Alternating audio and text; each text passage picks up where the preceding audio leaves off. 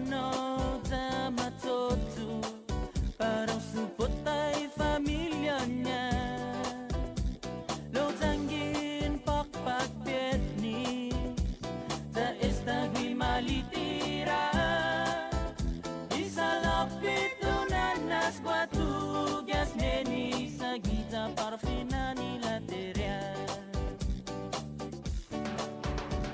pagunay na tempo hita nilalahi kasasangan na hitay man lumoto'y pagamento bahag gumento sa tiyanay tu sa lape usina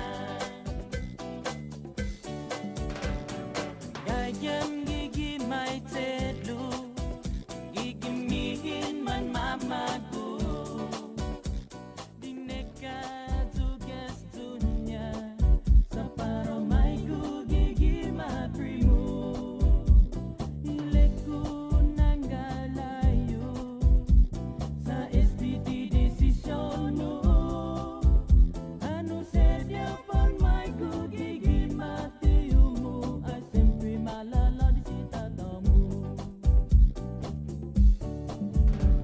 pagunay na tempo hita nilalahi nasasangan na hita imahan dinek tugas dunya para may gugas tiyo niya ilek kuhana fay sinay sina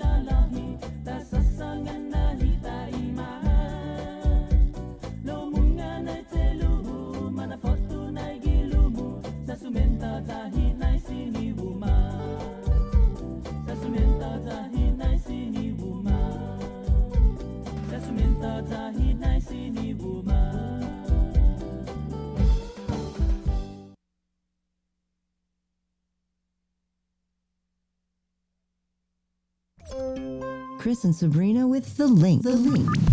Here on Breeze 93.9 FM.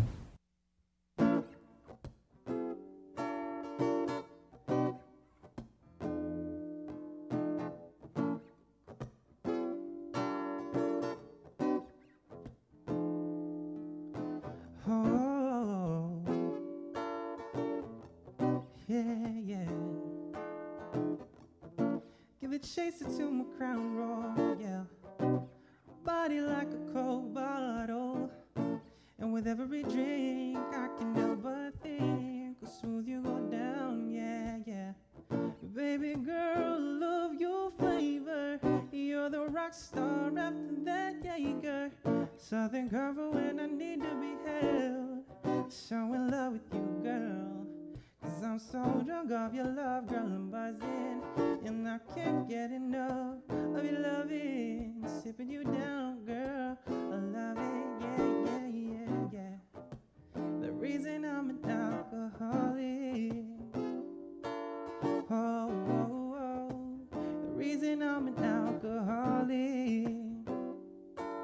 It's your fault. Yeah.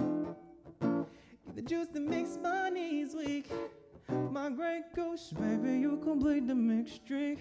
My Patron, I'm taking shots of you. So into you, My passion for you's like my Alizé. Baby, it turns blue when you go away. So in love with you, girl, so thirsty. Hey, hey, hey, cause I'm so drunk off your love, girl, I'm buzzing. And I can't get enough of your loving. Sipping you down, girl, I love it, yeah, yeah, yeah. The reason I'm an alcoholic. Oh, oh, oh. The reason I'm an alcoholic. Yeah, yeah.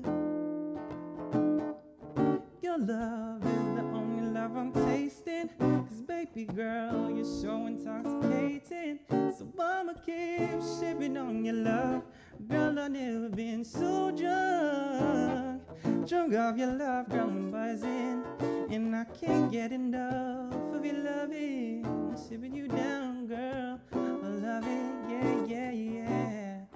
The reason I'm an alcoholic.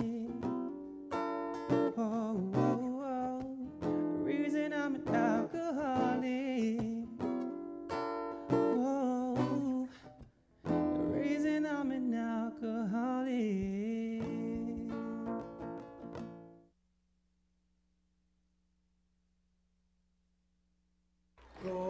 Go sinja uli di sombranza temak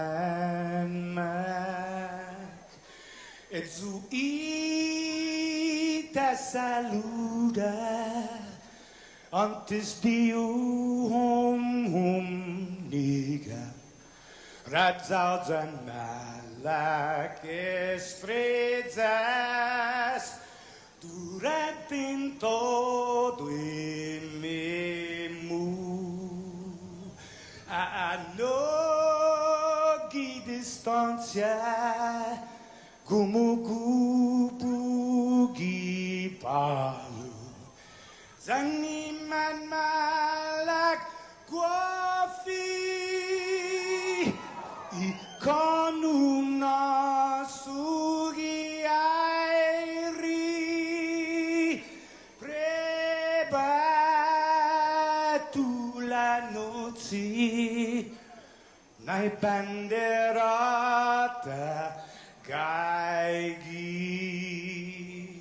pues atan fanni bandera kau Esta pagua pumalapa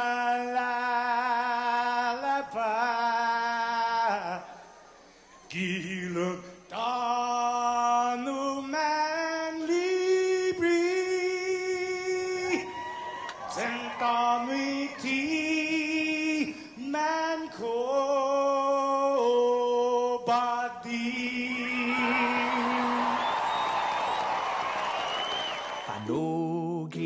Samoru purita nota kantai matu nanya gitoru ilugat para i honra para i gloria abiba is la sin para i honra para y gloria abiba is la sin para todo y tiempo y paz para kita dan gini langit na bendition Conchai peligro na fan sofuham Zeus protegis languahon Conchai peligro na fan sofuham Zeus protegis languahon Osaina, Oaniti, Ninumari, Amines, Kuntan, Minale.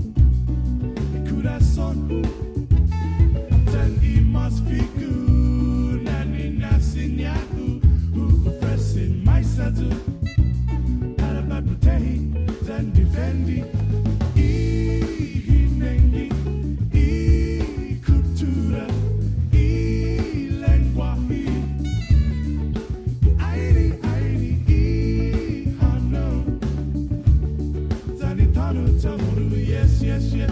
Tani Tanu Tamoru, yes, yes, yes. Ire Shaku, la la la la. Did I to get into stop that? Did I to get into stop that? Did I to get into stop that? Did I to get into stop that? SD who what been my ihilo Zani Biblia Ibandera Ibandera Mohan yes yes yes Ibandera Mohan yes yes yes Ibandera Mohan yes yes yes Ibandera Mohan yes yes yes Ibandera Mohan yes yes yes Ibandera Mohan yes yes yes Ibandera Mohan yes yes yes Ibandera Mohan yeah.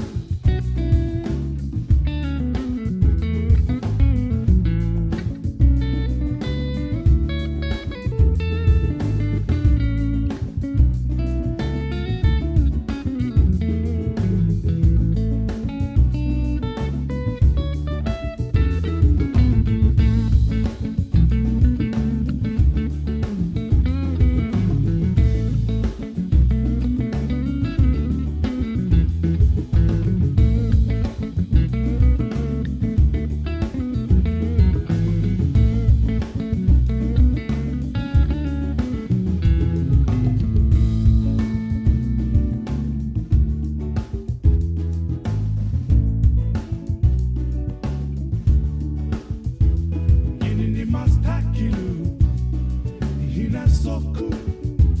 Kinini mastakalu, ikura sonu. Zan imas figu, nani nasinyaku. Ufresin maisatu, para by putei, zan defendi. Hinengi, kultura, lengwahi. Airi, hano. Tani tanu tamoru, yes, yes, yes. Tani tanu tamoru, yes, yes, yes. Ni ire shaku, la la la. Did I to get into stop that? Did I to get into stop that? Did I to get into stop that? Did I to get into stop that? It's the who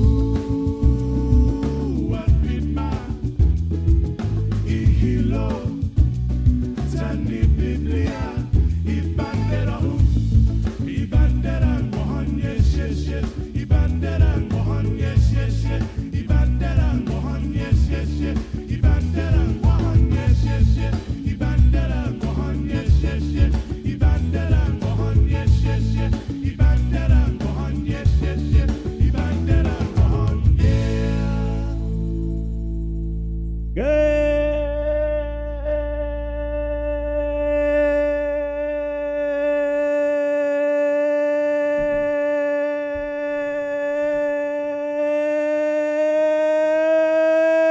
Good morning, Guam. Right on. Morning, Sabrina.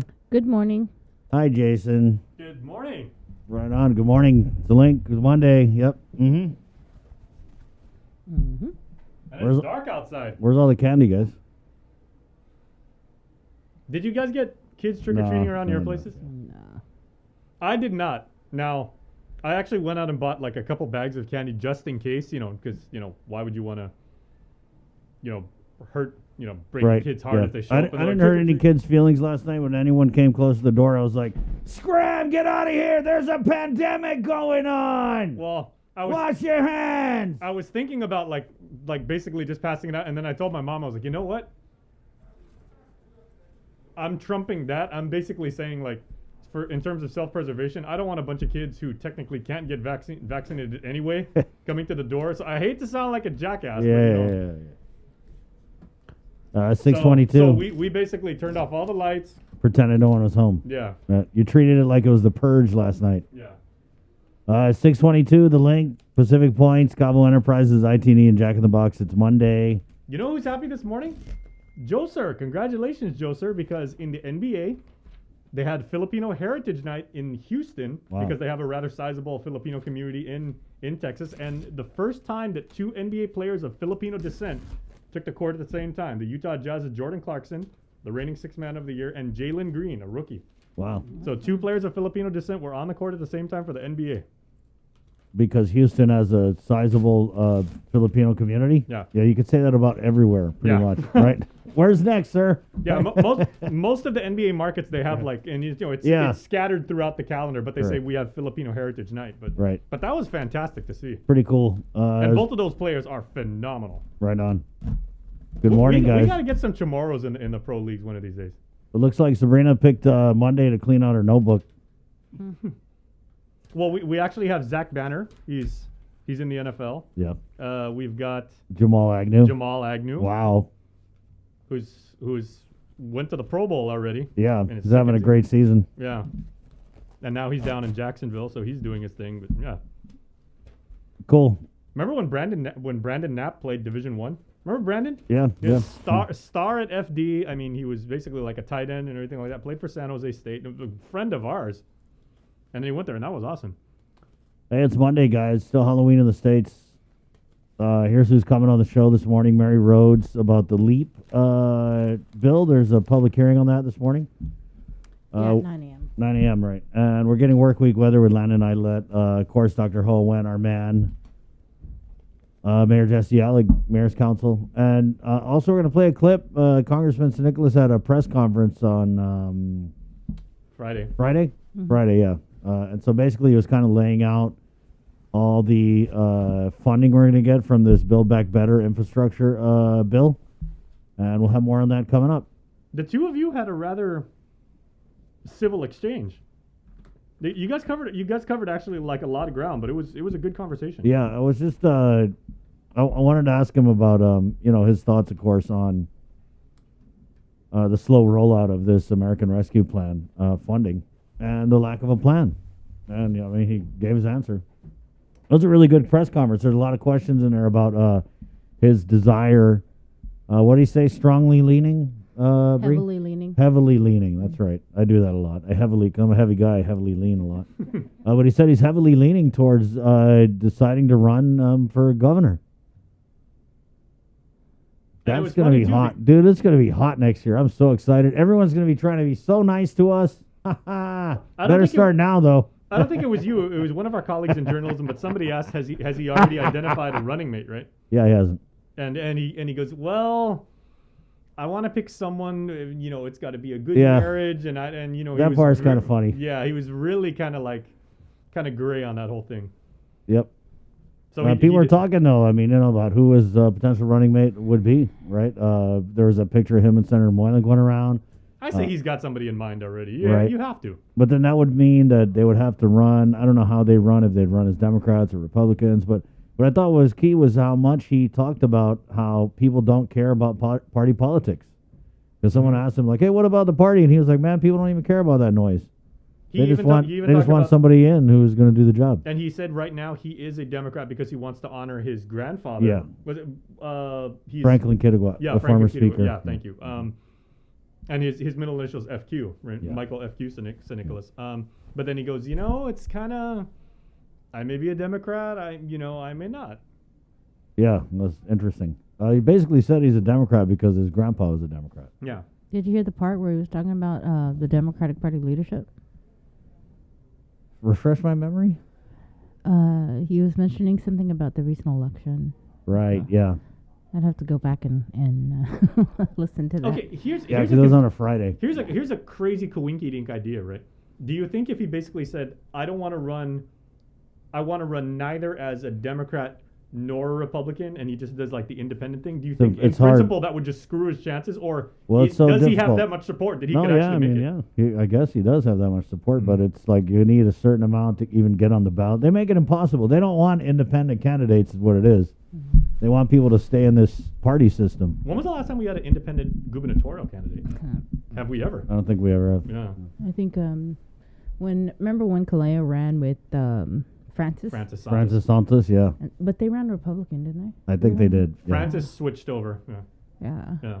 I mean, because obviously, like you were mentioning, it's hard to run. It is, yeah. independent. Someone, you know, But these. that was a close election. If memory serves and everything like that, that don't by think no it means was. was a I think it blowout. was, That was really close. it was former Senator Fernando Estevez who had introduced a bill or something, right, that would try to make it easier for someone to run as an independent candidate. Totally should be.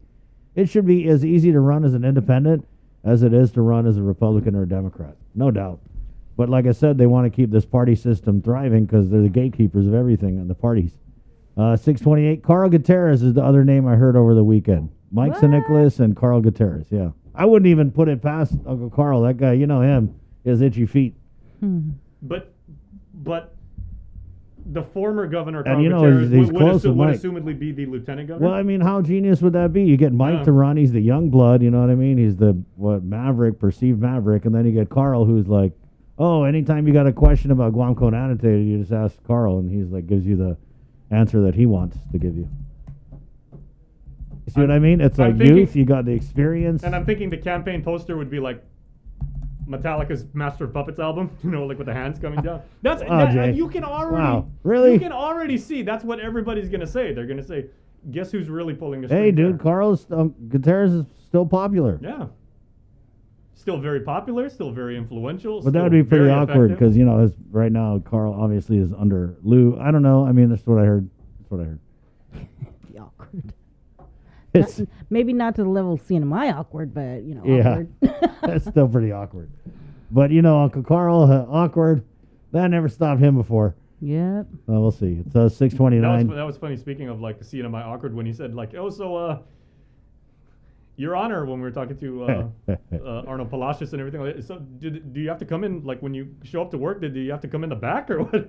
Yeah. I mean, it was. I heard what he Service said about entrance? Will. Yeah, I said you have to whoa. Amin Will Castro. Come on, guys. Come on. I've been doing this for a long time, you know. But yeah, we did ask CNMI Gov Ralph Torres on the show. Haven't received a response yet. Would totally love to get him on. Obviously, right? We've had a good relationship with his spokesperson Kevin Bautista. So yeah, we did put out the ask. We'll see. We'll see what happens. They're It's- getting a lot of infections too, guys. Tomas has been like like all over that beat and everything like that. But I mean, okay, proportionately, I mean they get a handful each Yeah, day. But I mean, they're- after 200 plus days of Yeah. nothing. I mean, there are 13 positives. That's like 130 Guam Yeah. positives. You know what I mean? So it's a lot, right? And we'll have more on that, of course, this morning. It's 6:30, the first of the month. Wow, November already. What are we doing for Thanksgiving? What kind of Thanksgiving going to have? It's going to be a regular one because like Dr. Lombard said on Friday, he said if you just don't watch the news or listen to the link, everything is pretty much normal other than the masks. And I totally agree. People are just doing whatever. No leadership. You don't have any leadership telling you to do anything. So people just checked out. They're like, oh, hey, you don't care all these people are dying? Don't hear a word from you? 2 babies died, didn't make a peep? Okay, fine. Nobody cares anymore. That's where we're at right now. So just be safe and wash your hands, guys. Oh, I have news. Okay, the four of us, raise your hand, raise your left hand, if you got the booster this weekend. Eey, well, my arm's still sore. I got it done. Right, you're boosted. Yeah, I got You're gonna be our point man. We're gonna send you out. Yeah, they come to bust the booster. That's kind of a take on Alice in Chains. But yeah, no. Really, really happy that I did it. Where'd you go? Shout out to the guy. I went to UOG. I made an Okay. appointment on Thursday. On tiny URL. Yeah. tinyurl.com/vaxguam. I've said this so many times. They could not be more professional. They're unbelievably efficient and streamlined there. Really, really, really good. I mean, yeah, I felt like a little funky yesterday. I was a little bit like run down, which I didn't mind because of all the rain. But I feel like $1 million today, and I'm really, really happy that I did it so that I can protect not only myself but the 3 of you guys. Jake, do you mind if we ask what brand? I'm Team Moderna. I did not switch. I've been. I like the way Dr. Lombard says it. Do you hear the way he says Moderna? Moderna. Yeah. It makes it sound like Euro, right? It sounds better. is Like, it you por- want some Moderna? Nah, that's that American. Give me the Moderna. Is it Portuguese or? I don't know. So congrats. Yeah, you're boosted. Yeah. You're our point man. We're going to send you out into the wilderness for So two- everything. so two You of and us Joe got it. Sir pick up lunch. We're sending you. Yeah, Joseph got it a few weeks ago, and Yeah.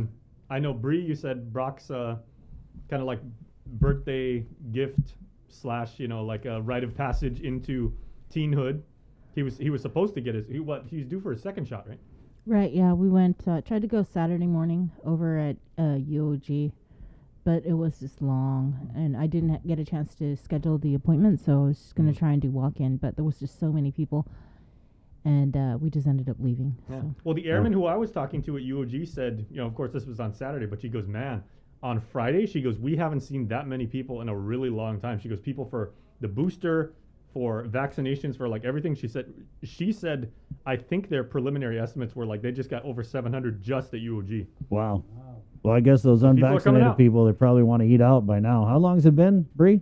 This is week 16. No, of this, Oh. the unvax can't do anything.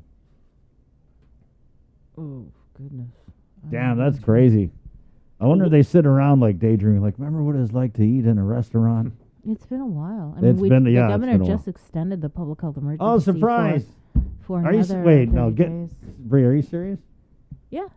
No. Yeah, she signed it Friday. So wait, you mean the public health emergency has been extended again? Mm-hmm. Come on, Bree. I'm just thinking somebody's gonna play like the Billie Eilish song. It's like, oh, the governor extended the public health emergency. Duh. Yeah, for real, right? Yeah, of course she did. I mean, people are dying out there. And you know what's crazy? I just thought about Hey, at that. least she's paying attention. If this is week 16 of the Delta variant surge, which it is, Yeah. correct? Isn't that me if crazy? Is that not crazy? This 16 surge is weeks? longer than the surge we had in 2020. Yeah, this is That nuts. was only 15 weeks, right, Joe, sir? Yeah. 16 weeks of doing nothing. I cannot get it. I mean, granted, last year's was almost like full-on lockdown, but Right, but we're seeing worse numbers now with the high level of vaccinations Yes. as we did last year when there were none, zero, right? 6:34 again, Monday, November 1st. Pacific Points, Cavo Enterprises, IT&E, and Jack in the Box. Good morning, guys. Let's go ahead and get into the news, shall we? Yeah. With the KUAM news team, with the very latest. Brought to you by Pacific Points. Sabrina Salas Mazzanotti. Good morning, Sabrina. Off it, everybody. Since Friday night, Guam recorded 3 additional COVID-19 related deaths. The 236 occurred at GRMC on the 14th. The patient was a 68-year-old woman. She was unvaccinated with underlying health conditions. She tested positive on September 24th. The 237th occurred at GRMC on October 28th. The patient was a 64-year-old man. He was partially vaccinated. He tested positive on October 10th. The 238th occurred at GRMC also on October 28th. The patient was a 57-year-old man. He was unvaccinated. He tested positive on the 10th. As of Sunday night, the Joint Information Center reported 53 people are hospitalized for COVID-19. There's also 1 pediatric admission. 10 patients are receiving ICU level of care, 7 on a ventilator. The JIC also reports that out of the 53 hospitalized, 25 are vaccinated, 28 are unvaccinated. Public Health reports a preliminary case count of 170 new cases of COVID-19 from 1,868 specimens analyzed since Friday. Additional results are pending analysis and submission from other clinics and will be reported today. To date, there have been a total of 18,208 officially reported cases, again 238 deaths. 2,277 cases are in isolation, and 15,693 have recovered. As of October 29th, the CAR score is 18.8. To date, a total of 123,866 of Guam's eligible population is fully vaccinated. As for booster shots or additional doses of the vaccine, the following have been administered: 10,467 doses of Pfizer, 3,135 doses of Moderna, and 81 doses of Johnson & Johnson Janssen vaccine. Additionally, as of Saturday, shots are no longer being offered at the vaccination clinic at the Micronesia Mall. That has since closed down. Meanwhile, according to the Guam Department of Education's daily COVID-19 report for Friday, October 29th, there were 10 new positive cases involving students and 1 involving an employee. There's 1 from CL Taitano Elementary, 1 from JQ San Miguel Elementary, 3 from MU Lujan Elementary, 1 from UPI Elementary, 1 from Jose Rios Middle School, 1 from Ukadu High School, and 2 from Southern High. The 1 confirmed positive employee case was identified at Juan M. Guerrero Elementary. The Archdiocese of Agano also announcing Friday that they have 10 new positive cases of COVID for the period of October 22nd to 4:30 Friday. 9 are students, 1 an employee. The student cases were identified: 3 at St. Francis, 2 at Bishop Bumgarner, 2 at Santa Barbara Catholic School, 1 at Academy of Our Lady of Guam, and 1 at the Dominican Child Development Center. The employees is from Mercy Heights Catholic Nursery and Kindergarten. The Archdiocese stresses that a positive case reported from a school does not necessarily mean that the individual contracted the virus at the campus. As for the case count in the CNMI, since Friday, there were a total of 14 new COVID cases, bringing the case count there to 312. With more news now, here is Tyler Matanani. This news update is brought to you by Pacific Points. Do more, get more. Buenos and half a day, everyone. I'm Tyler Matanani with your headlines here on The Link. Congressman Michael San Nicolas says Guam is still on track to receive millions from President Joe Biden's Build Back Better infrastructure spending plan. The delegate also celebrated a major breakthrough in the ongoing battle to include the territory in the Supplemental Security Income, or SSI, program. Although a vote is pending before the Committee on Rules, we're pretty certain that items that are in the package at this time are likely going to be retained in the package. Congressman Michael San Nicolas says some of those items that remain intact include $31 million for community block grants, $9.6 million for public housing, $27.5 million in home investment partnerships, $18.7 million in the Housing Trust Fund. Those funds can be used to, of course, build inventory. They can be used to provide down payment assistance for low-income families. They can also be used to provide rental assistance for those outside of the Section 8 program. There's also $150 million for school infrastructure, $45 million in highway funding, the extension of the child tax credit for another year, an increase in support for childcare for families, tuition subsidies, and a big one, $345 million for the construction of a new hospital. I'm hoping that, as this $345 million materializes, we can see $300 million in relief make its way out from that withholding that the governor has been doing. And there's a lot of things that can be done with that. We've never done anything for essential workers. So if we're looking for a pool to do that, that's definitely something that can do that.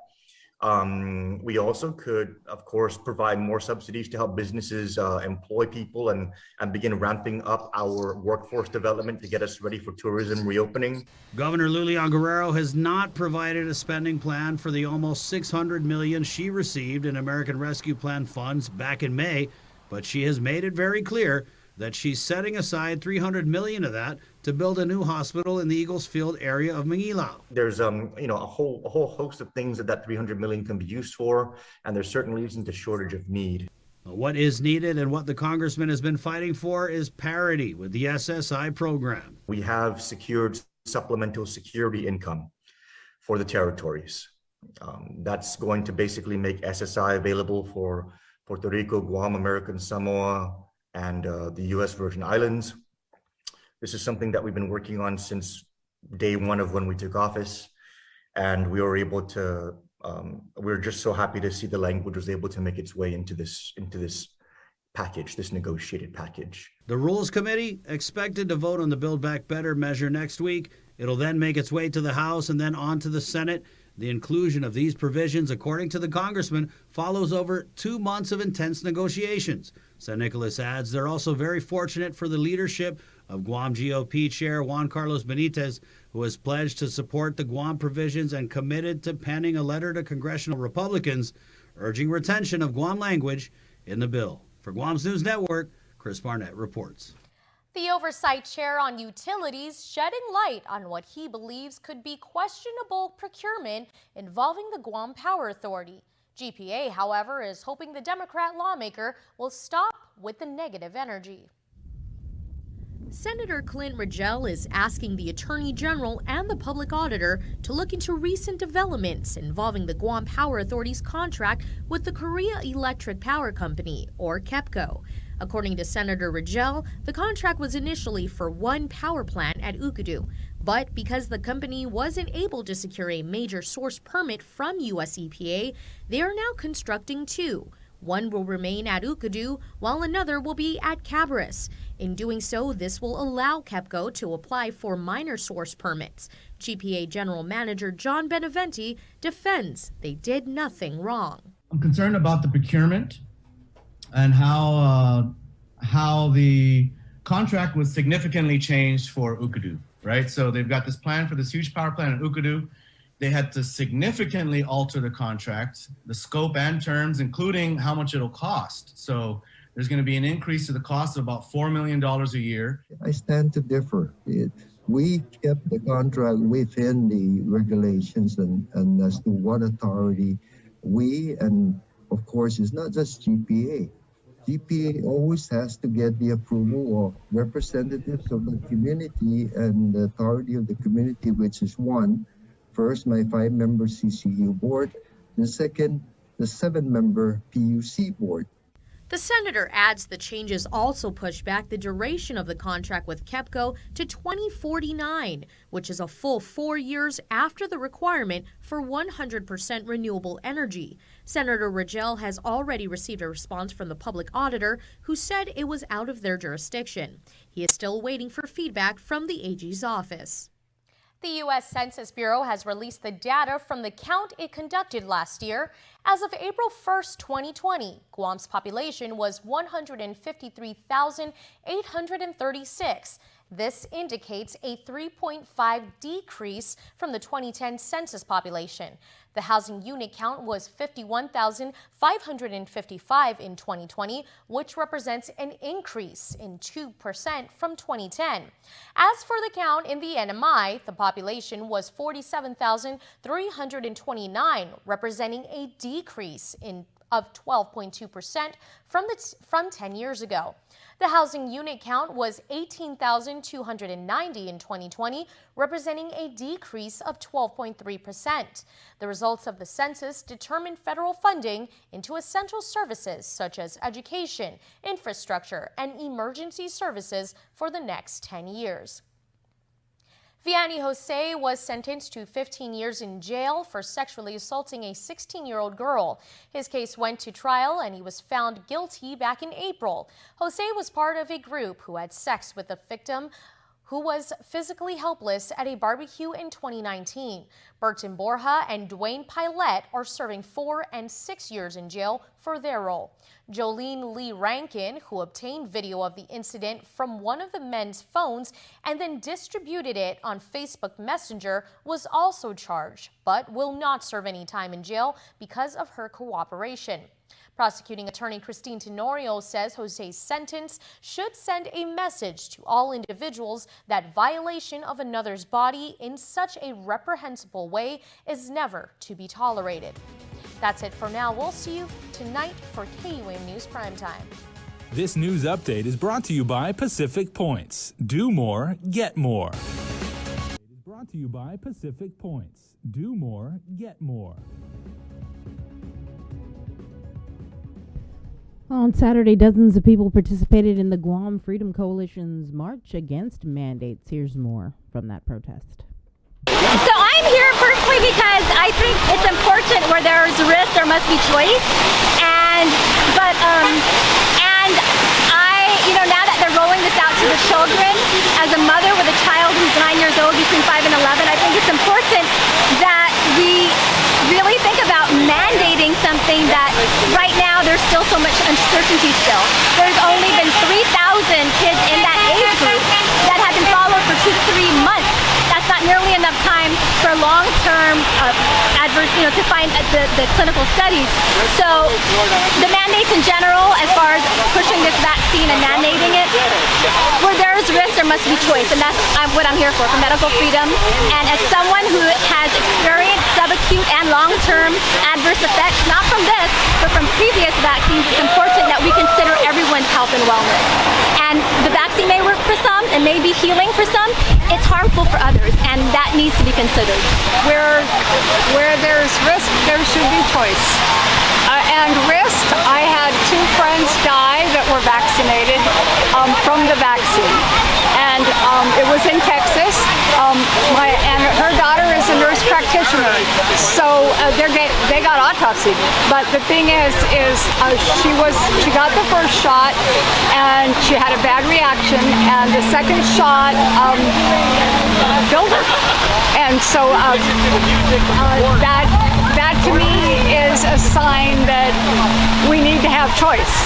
We need to have choice. I have taken care of my body for many, many years. I've taken supplements. I've done lots of things to keep my immune system up. I have, and I don't think that it's, I don't think that it's right to have to put something in my immune system that could compromise it. Renters in need of assistance are encouraged to apply for the Emergency Rental Assistance, the ERA program, by this Friday, November 5th. DOA will then momentarily pause on accepting online applications and office submissions for ERA to allow for review and processing. ERA will resume accepting applications on November 22nd. The ERA program provides rental assistance to those in greatest need impacted by income loss or other factors affecting housing stability due to the COVID-19 pandemic. You can apply at www.doa.guam.gov via email or in person at the ERA office located on the second floor, Suite 219 in the ITC building. All applicants will be notified by email or phone call of their pre-eligibility status. The ERA program is a federally funded support program administered by DOA.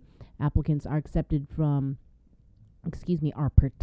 being evicted for non-payment of rent, even though eviction moratorium protection has ended. For more information, contact the DOA Emergency Rental Assistance Program at 671-638-4518 or 9, or again, you can visit the website at doa.guam.gov.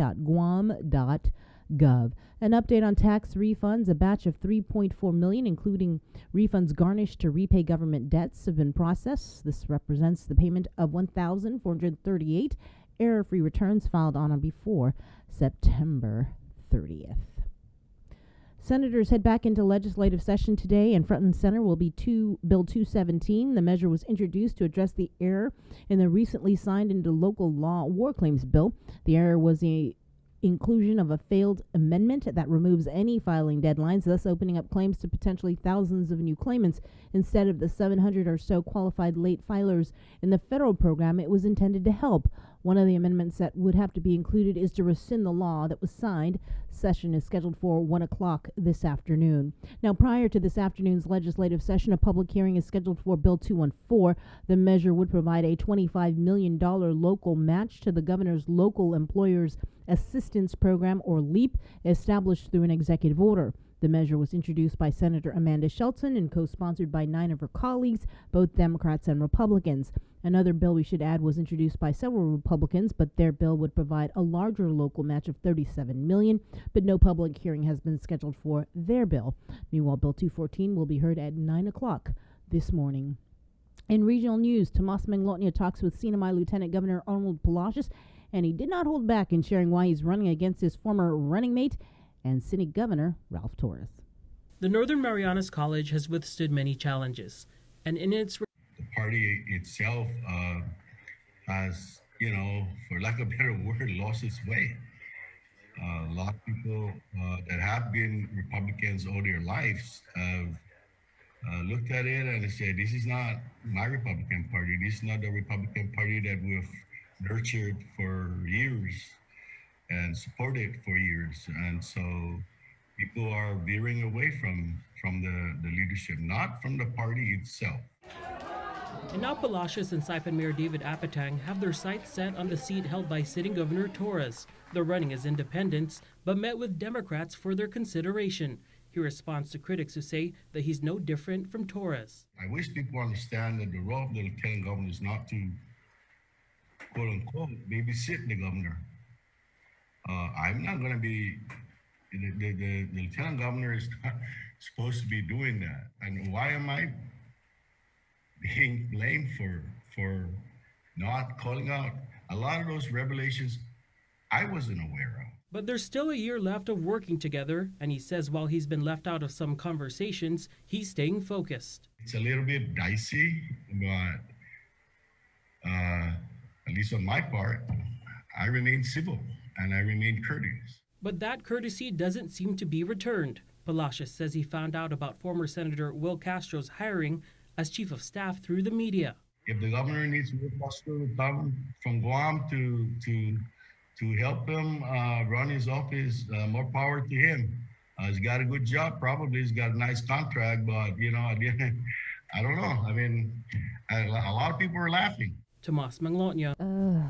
High surf advisory is in effect for Guam, Rota, Tinian, and Saipan until 6 tonight, according to the National Weather Service. Large breaking waves of 9 to 11 feet tonight and 7 to 9 feet Monday are expected along north and west facing reefs. There's also a high risk of rip currents. Dangerous swimming and surfing conditions and localized beach erosion is expected. Inexperienced swimmers should remain out of the water due to dangerous surf conditions. The Office of Guam Homeland Security Civil Defense reminds the community to avoid hazardous surf, especially north and west facing reefs and beaches. Heed the advice of lifeguards, beach patrol, flags, and signs. And with your news in Chamorro, here's Ken Concepcion. Buenas tardes, tiget suntuk ifinut sa morgan ni KUAM News. Presenta ni Familian Mizo gi First Hawaiian Bank. The Department of Administration sa para nayan nadza di aplikasyon siya para Emergency Rental Assistance na programa. Lo sisinyaw na halam aplikasyon mo hasta ki 5 November. Matsogo este ni Department of Administration para maribisita dan parfan ma-process a di siya manggayi guhin na aplikasyon. Pero tutungwe di nuevo marisibi aplikasyon talo no Department of Administration gi 22 November. As Emergency Rental Assistance na programa sa para asisti a di siya manarkikila naman sa ninafekta ni COVID-19 pandemic giminalingo pa rin ibahan sotso dyan utusihan artikulo. Sina malaplika ho online gi www.doa.guam.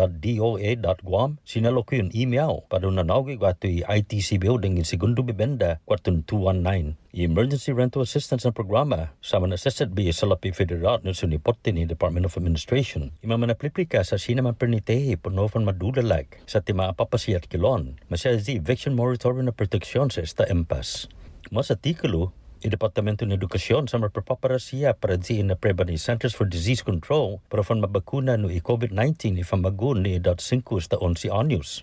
Aji Food and Drug Administration na grupo ng anciano na taw-taw gusiya sa ma-report gimapos na medicalist na doon sana edad famagun sa mang kwalifika esta para fan mabakuna. Imagas si Guam Department of Education si John Fernandez confirma na mapapaparasiya para na preba ni CDC. No riniport KUAM, Departamento sa Salud Publiko dan Servisyong Sosyal sa paingkat kasyati mid kanentus na amot Pfizer na binakuna para famaguon. Departamento sa Salud Publiko dan Servisyong Sosyal sa manaali dan opisyal eskwela siya, todidos publiko dan private dan kontorisi healthcare na kompanya para madesidi plano niya para matutuhon ni binakuna. Yuto muna sunto para paguna Lunes ni KUAM News gifinut sa Moro. Pasentensya si Vianney Jose para 15 anos gi preso por atakan bus niyon 16 anos na Palawan. Ikaw sa trial sa masoda na umisaw tati gi abrit na mes. Uno si Jose gi grupong taw-taw gi siya naman ata gi biktima no tayo na siya gi grupong manuno tati gi 2019 na sakan. Si Bern Borja dan si Dwayne Pilot sa estama sa SB 4 dan 6 anos na tempo gi preso por bidan niya. Si Jolene Lee Rankin no gita sumuli video ni masusedi gi telefon uno gi na taw-taw pesa pegi gi Facebook Messenger sa matakilokil doti para mapreso sa pagkooperasyon. I-prosecuting attorney para ikausa si Christine Tenorio asangan ni sentensan niya si Jose sa debido na ihuzong mensahe para todo na ikinantradisa ni Tatoto otro na persona gitay gunin na klase sa ti debido masusedi masaya taymano.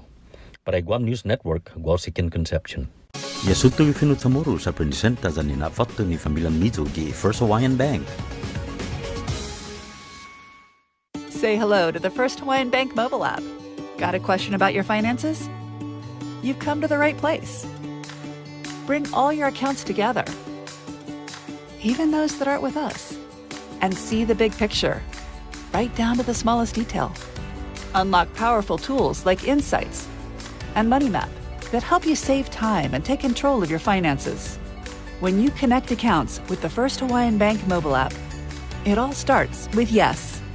Get the job done the right way by getting the right stuff at East West Rental Center. With years of experience helping builders, we definitely got what you need. Call 646-1463 or visit us in Upper Tumon. Open Monday to Saturday from 7 a.m. to 5 p.m. and on Sundays from 8 a.m. to 5 p.m. Mariana's Irrigation and Landscape Superstore. Stop on by and visit our showroom today. We offer everyday low prices on all major outdoor power equipment like bush cutters, chainsaw, power washer, generators, and more. Need service, repair, maintenance? Well, check out Guam's best superstore only at Mariana's Irrigation and Landscape, located in Barragata along Army Drive between Submarina and Besta Market. Call 735-7446 for more information. Now shipping to surrounding islands. Mariana's Irrigation and Landscape Superstore.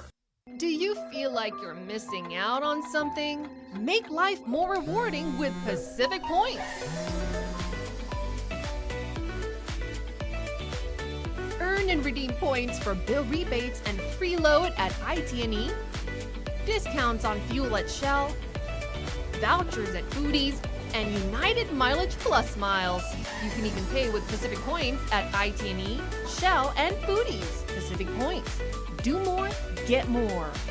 GU Self-Storage, conveniently located near the Harmon McDonald's. We offer affordable rates, online payments, and auto bill pay for your convenience. Plus gate access daily from 6 a.m. to 9 p.m. Call us today at 648-7867 for more information.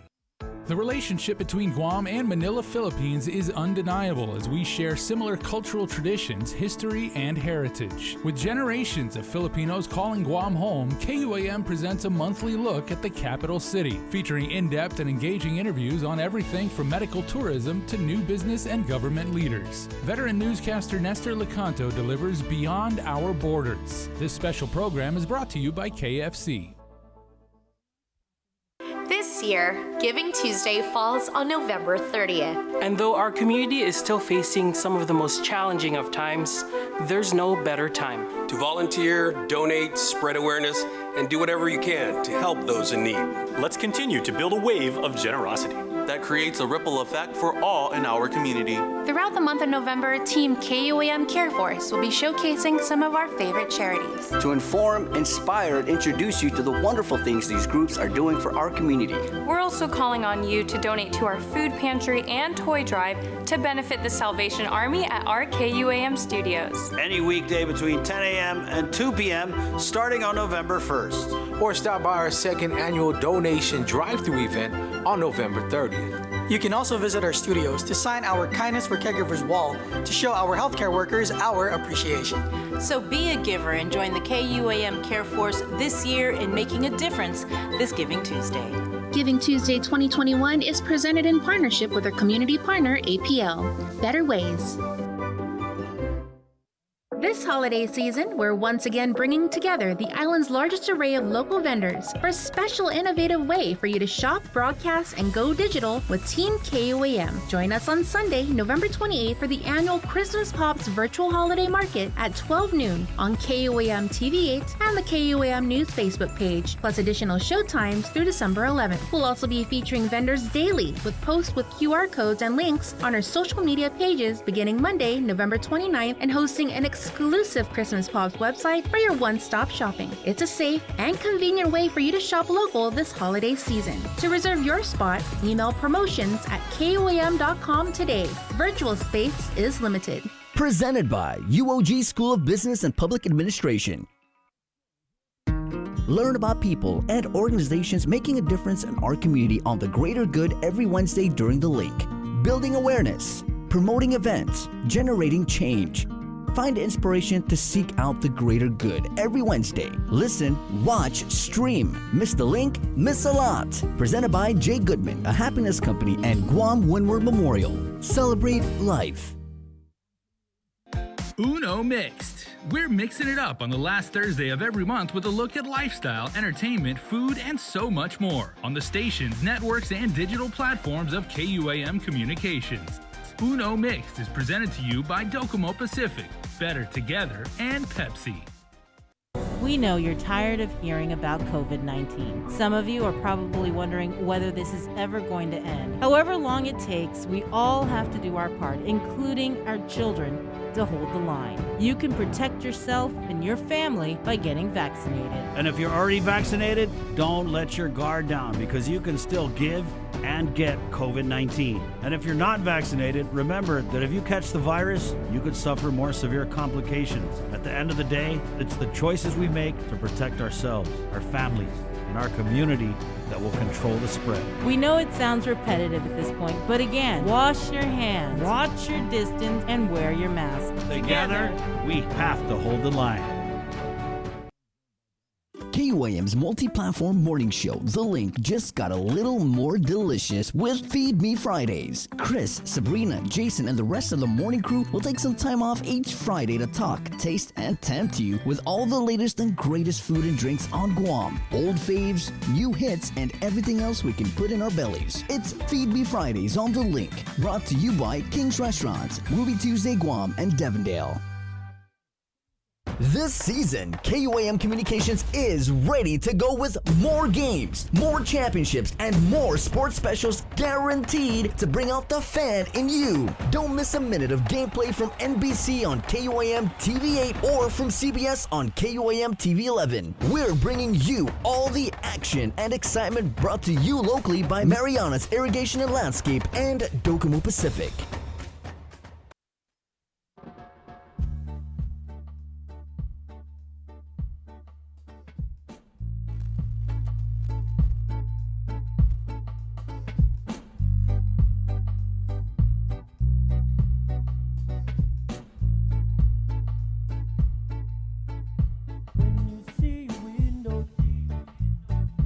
Fight for peace and unity, do you ignore it?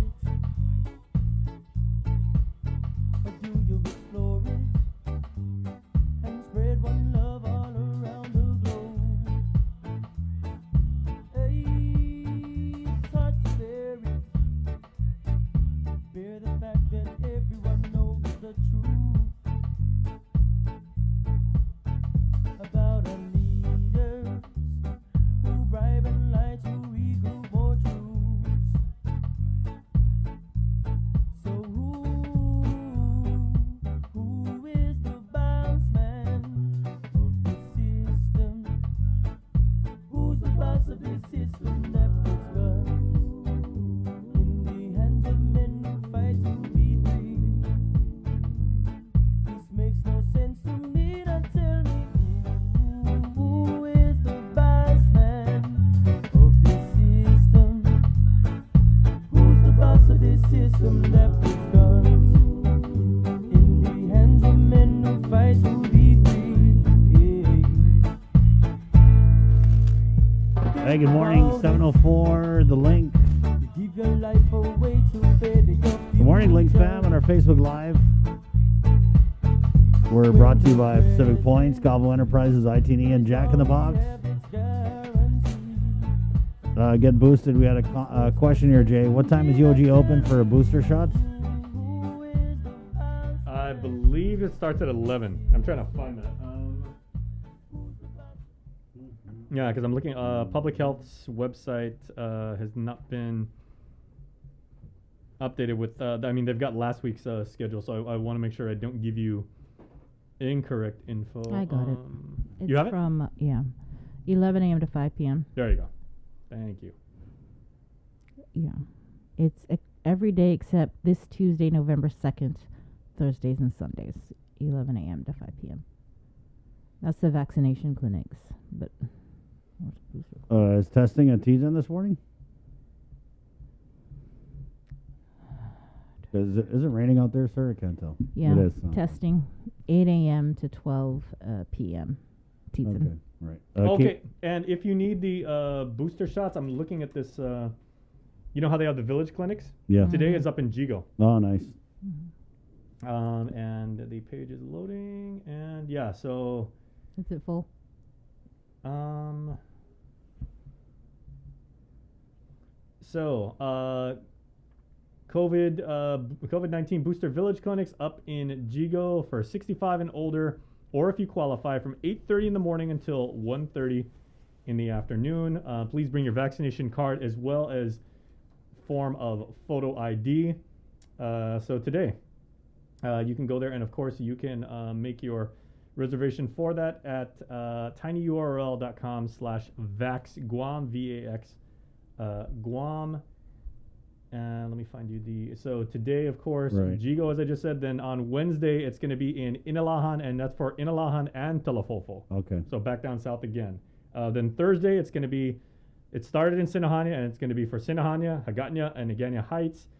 And then next Monday, it's going to be for Minilao, Barrigada, and Orda-Chalampago, and MTM and Jotnya. That's a big one. Wow. So, okay, so for today, it's for Jigo, 65 and up. It's the booster clinic. And then Wednesday in Alahan. Yes. And Talafofo. Talafofo. Yeah. And then... But it's going to be at the Inalahan Mayor's office. Got it. Yeah, and then Thursday, it's going to be at the Sinahania Mayor's office. Once again, remember, that's where it started a couple weeks ago. And that's for Sinahania, Hagåtña, and Agana Heights. So again, tinyurl.com/VAX Guam. Trust me, I mean, I'm living proof of that. I went through this myself. The reservation process is incredibly easy. It uses Eventbrite. They email you a couple hours, beforehand and everything. We let Jason go first just to check it out, guys. Yeah. And you're okay? When did you get it? I was the beta tester. I got it 2:30 in the afternoon on Saturday, and I feel like $1 million today. Okay, and then what happened? Just describe the whole process. Okay, so basically you walk inside, and they take your temperature, and they remind you at every station. They're like, oh, just go ahead and put some hand sanitizer on. They basically don't make you sign any forms or anything like that. They say, okay, well, what time it is, and they're like, Mr. Salas? I'm like, yes. So go ahead, please proceed down, and everything is clearly marked, and they say go down to, and they've got a whole bunch of tables that are numbered, and they say please take a seat at table number 9. You go there, they ask you some questions about your health, like is there anything you're allergic to? Have you ever had any health symptoms? Did you have an adverse reaction to the previous vaccination shots you get? And they said, okay, well, and then they say, which arm do you prefer to get it on? That may be the most challenging decision you have to make. What arm did you get it on, and why did you decide to get it on that arm? I got it on my left because I use my mouse with my right. So it shows you where my priorities lie. And then you walk over to a station, and then they say, okay, and now we've got a whole bunch of other numbered tables where people are actually giving the vaccination. And then you go to just like a waiting area. Right on. And so how's the use of your arm been since you got the booster? It was a little sore like before. I mean, it basically just feels like you've been doing curls or like you've been lifting weights. I mean, it's not that, you need to call in sick for work or anything like that. I mean, but remember. Not so loud. What doctor, I mean, okay. I know some people are trying to get a sick day out of this. Yeah. You do have, there might be a little tiny bit of funkiness you got from my thing. I just got I was a little bit tired yesterday, but that was it, and it was over in 12 hours. You have any chills? Not at all. Right. Yeah. So I mean, yesterday I just felt like I was a little lethargic, more than I normally was, and everything. But I mean, it was good to go. Right on. And we're going to take a quick break, and we're coming back with Mary Rhodes. She's the president of the Guam Hotel and Restaurant Association. And she's coming up right here on the link. It is the first of the month, November, guys. It's November 1st. And we'll be back with more of the link next. This year, Giving Tuesday falls on November 30th. And though our community is still facing some of the most challenging of times, there's no better time to volunteer, donate, spread awareness, and do whatever you can to help those in need. Let's continue to build a wave of generosity that creates a ripple effect for all in our community. Throughout the month of November, Team KUAM Care Force will be showcasing some of our favorite charities. To inform, inspire, and introduce you to the wonderful things these groups are doing for our community. We're also calling on you to donate to our food pantry and toy drive to benefit the Salvation Army at our KUAM studios. Any weekday between 10 a.m. and 2 p.m. starting on November 1st. Or stop by our second annual donation drive-thru event on November 30th. You can also visit our studios to sign our Kindness for Caregivers wall to show our healthcare workers our appreciation. So be a giver and join the KUAM Care Force this year in making a difference this Giving Tuesday. Giving Tuesday 2021 is presented in partnership with our community partner, APL. Better Ways. This holiday season, we're once again bringing together the island's largest array of local vendors for a special innovative way for you to shop, broadcast, and go digital with Team KUAM. Join us on Sunday, November 28th for the annual Christmas Pops Virtual Holiday Market at 12 noon on KUAM TV8 and the KUAM News Facebook page, plus additional show times through December 11th. We'll also be featuring vendors daily with posts with QR codes and links on our social media pages beginning Monday, November 29th, and hosting an exclusive exclusive Christmas Pops website for your one-stop shopping. It's a safe and convenient way for you to shop local this holiday season. To reserve your spot, email promotions@koam.com today. Virtual space is limited.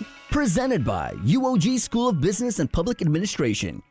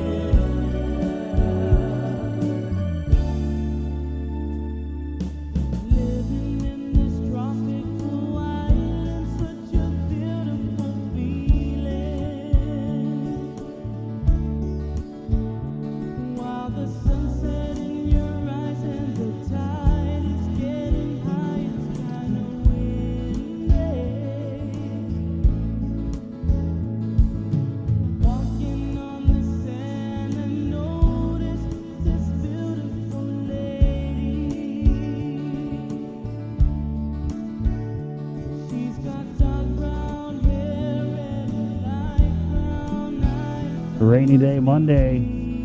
Hey, good morning on you guys. Make sure you save all the good chocolate for Uncle Chris.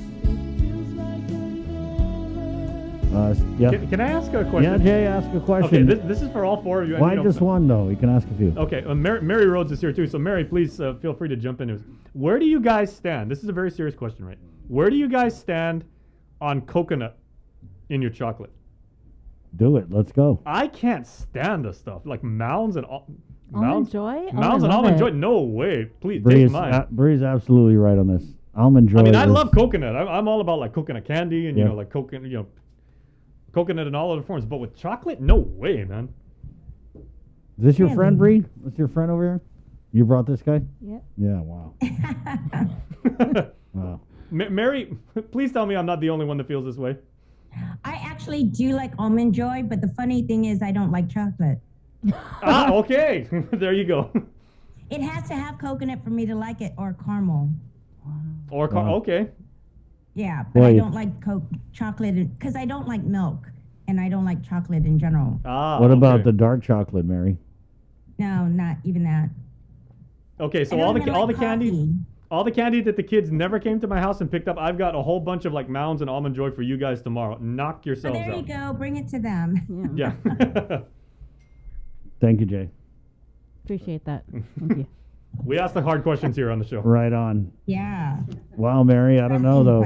It says a lot about someone's character when they don't like chocolate. I have to re-examine this relationship. I know, and I don't even like coffee, remember? So I know, I like yeah. the smell of coffee, but I Alright. don't drink coffee at all. Well, good morning. You do pretty good in the morning without the caffeine, I gotta say. Oh, no. I'm a night owl. Mary, Always so have been. she's the president of the Guam Hotel and Restaurant Association, and you guys have a big hearing this morning, 9 o'clock, and this is for the...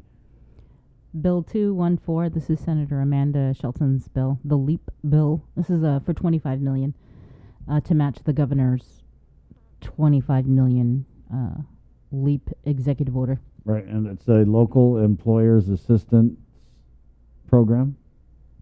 Right. Right. It's a local employers assistance program, and today is the public hearing at 9 a.m. And it's really important that we identify the fact that the way the EO was written and the way the funding will be available through the Guam Economic Development Authority is today's session for the 25 million is actually really important in order for us to get the full 50 million. And so if we followed the governor's order and it only was at the 25, it's just really not going to be enough. And so we really need the support of the 36th Guam legislature to pass the additional 25 local appropriation funding in order to fully fund the $50 million for GITA to administer.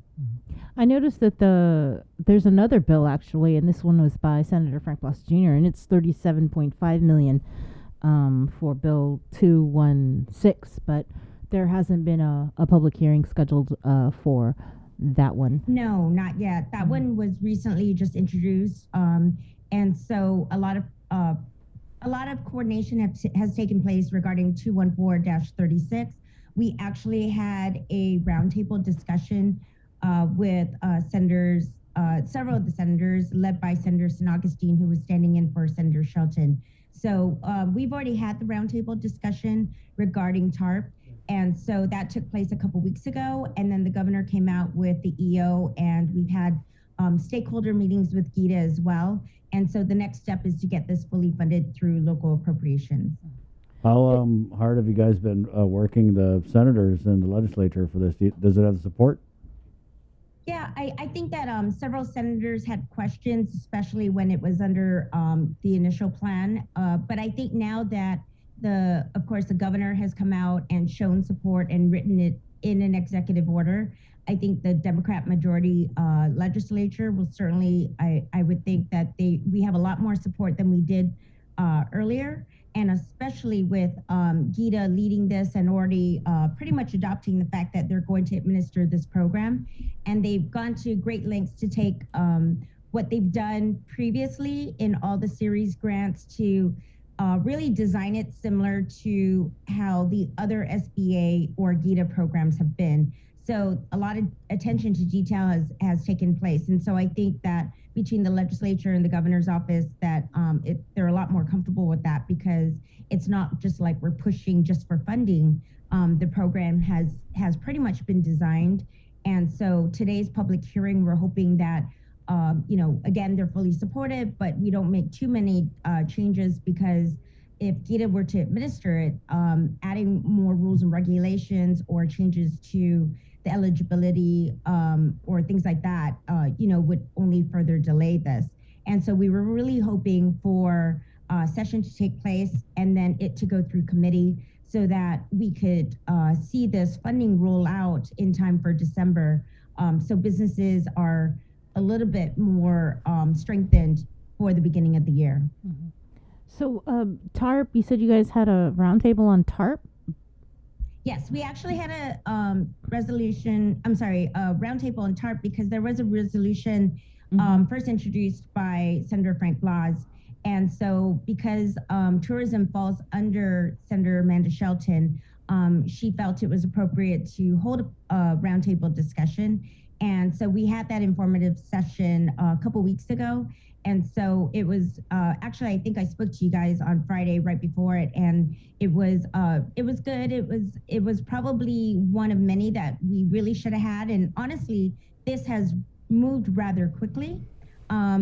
I think to a lot of people's surprises, but I think it's just really important again to note the fact that the tourism industry, has continued to be marred by many things, right? With the continued restrictions, the extensions of public health emergencies, but more importantly, with the lack of tourists and with changes in vaccination status with what businesses can do, not just on this island, on our island, Guam, but also internationally, especially with the recent changes with the Biden administration on all international travelers. Mm-hmm. So there's really just been a lot of activity in the last month or two that has addressed additional stressors into the market for the tourism industry. And so we're hoping that, again, this will only help guide them and get them into 2022 so that these businesses can still be around and be able to fully operate when we start to accept tourists. So are we setting aside TARP for LEAP, the LEAP bill? Yeah, it's now called the Local Employers Assistance Act. And coupled with this $25 million is local appropriations, the $25 million from the executive order, which, by the way, the EO mentions both, right? Mm-hmm. So it does hinge on the fact that the legislature passed an additional 25. So for total $50, GITA would administer this grant program, which, by the way, is not just a grant. It's only grant. It's a forgivable loan. So similar to what you've seen with PPP, it's a forgivable loan, understanding that certain percentages, will be used for business expenditures, such as majority being labor, rent, other things, debt. So it is meant to be an employer assistance program. It's not a straight out grant. It is actually a loan program, which GITA does anyway, even outside the pandemic. And so it would be really great to have, the director Mel and deputy director Joanne on the show, because they could go into more detail once this goes up live. And I know that they just announced another program that went live this morning, November 1, on their GITA website. LEAP is not out there because we still need to appropriate the funding first. So as soon as that is out there, I know Mel and Joanne, they've had stakeholder meetings with a lot of different stakeholder groups. They had 2 last week, and I believe that they're going to have more this week. So there's a lot of effort to make sure that everybody has, their voice and opinions put into this. But the design of it has essentially been put together in the last couple weeks. Has anybody questioned why we need to use $25 million in local funds when the governor has all this ARP money? Want to fund the whole thing? Initially, we asked for $75 million, and we weren't particular where it should come from as long as it's fully funded. Ideally, if we were to take, the money from the rescue plan, but there are a lot of other programs that are being funded by the rescue plan. And so really they felt it was a good way to have a little bit of skin in the game with regards to local appropriation, because they could plan for that. And, a lot of the tax base, right, relies on these businesses as well. And so knowing that tax, hotel, all of those things come from taxes, all of the revenues. So it was a way to get it funded at least up to $50 million with both federal and local dollars.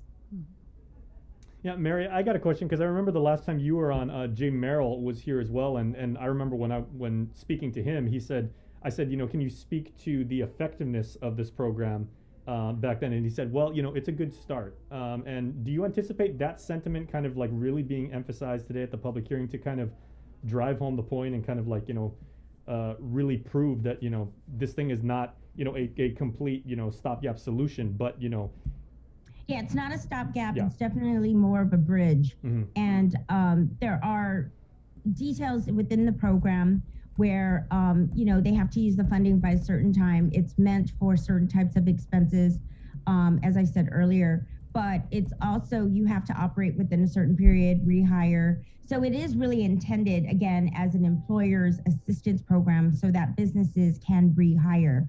That's part of the formula. If you don't do those things within a certain time, then you have to pay the money back, similar to PPP. And so it's not a full grant unless the monies you've exhausted through the program that you were awarded have been used for appropriate uses, right? Usage. So, so it serves as a bridge loan, really, or as a loan, the award itself, and then it's a forgivable loan later on. Right. So it's not just a handout to the businesses. It truly serves as an initial loan, and then it's forgivable if you do certain things. Could qualified applicants combine this with the previous, like that restaurant revitalization fund, which was very, very helpful, and I believe you were telling us when it came on that wasn't a schedule of disbursements. It was like one-time payment to cover all the expenses you had accrued to this point. But can they use the restaurant revitalization fund with this new LEAP program? Or does it, do this actually, GITA has taken into account all previous funded programs or awards. And so it deducts all of those things because it's based on your gross revenue less any assistance, right? But with regards to RRF, Restaurant Revitalization Fund, or even the shuttered venue grants through SBA, those applicants will have to wait until the monies are exhausted. Those who have received, I'm sorry, not applicants, because, for example, there were over 270 restaurant applicants from Guam, but only 79 were awarded. So the 79 will have to wait to the end because they were made whole by RRF. Mm-hmm. And so whether or not they apply is one thing. Second, if they were to get considered to be awarded, they'd have to wait to the end of the line until everybody else gets awarded who wasn't made whole by SBA. Mm-hmm. Do you have any numbers in terms of how many businesses were affected that lost employees, that were shut down, that would be eligible for this program? Yeah, Gita actually has the numbers, and they were able to. That's how they were able to justify the amounts rather than the full 75, because they already have the information from the previous applicants from their other grant programs, and so they know exactly kind of the threshold of how many people would qualify with, let's say, 5 employees or more. Right, where they've had to scale down, and so they did look at group size, and this is intended to really benefit small and large groups, but they're still deciding what the final details of that, and so I don't want to say too much because it's not finalized until this bill passes, because the money has to be there, and then Gita still has to really appropriate the rules and regs on this program. And so there are a lot of, again, thought and consideration has been made for small business as well as large, and then possible tiers that maybe some are reserved, specifically for a group size of this amount as well as a larger amount.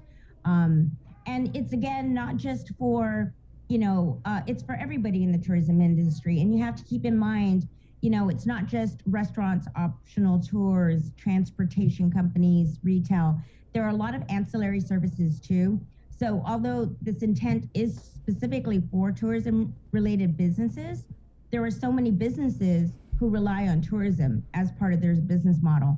And so you brought up restaurants. So for example, there are a lot of restaurants who are still not open yet, especially down in Tumon, because majority of their clientele comes from tourists. Even though we've had, military activity and Airbnb in the past and some tourists coming in from Korea, they're still not open because it won't justify operating at that level. They need a larger volume. And so those businesses would be eligible. And so there are requirements in the program for eligibility. And it does take into consideration programs already funded. If a business applied for and was granted a grant from Gita, I think the program that they've got going on right now, could they still apply for this LEAP program? Yes. They can. Okay. In fact, they're encouraged. They already know who, because in the past, right, the awards have been smaller amounts. This last recent one was up to 50,000. So if, let's say, for example, your total loss is, in the upwards of $300,000 for the year, and you've only been awarded a couple, you still have room in there to make up the difference. And they would take all of that into consideration as part of that calculation, especially if you're planning to rehire already and you used up PPP. So, and Gita has also all the BPT reports, right, from Reventax. I was talking to Reventax and Gita over the last week on just getting access to these reports that are reported to the legislature on a monthly basis. So that way we can kind of track by sector, by industry, where the gross revenues have been trailing off in the recent months and quarters. Mm-hmm.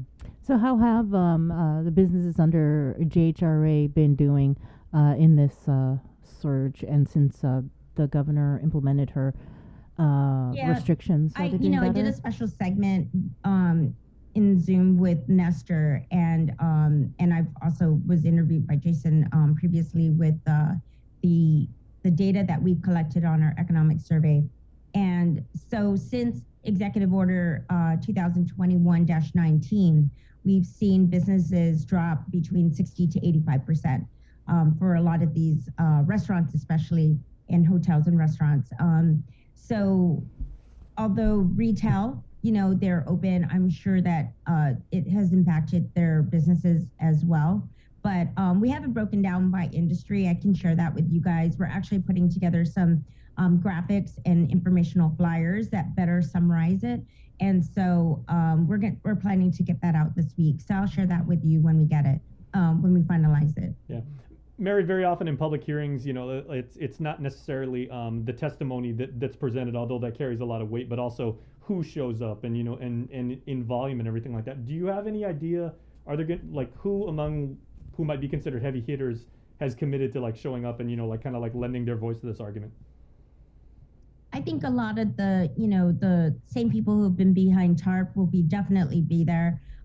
They've been able to get not just business owners, but employees of the industry to speak up on how important this is. Even the small business entrepreneur who's a 1-2 person shop where they've, like Mr. Sunil again, right? So they've been able to get a lot of really good people who come out and really give their take and their point of view on this from a small business perspective.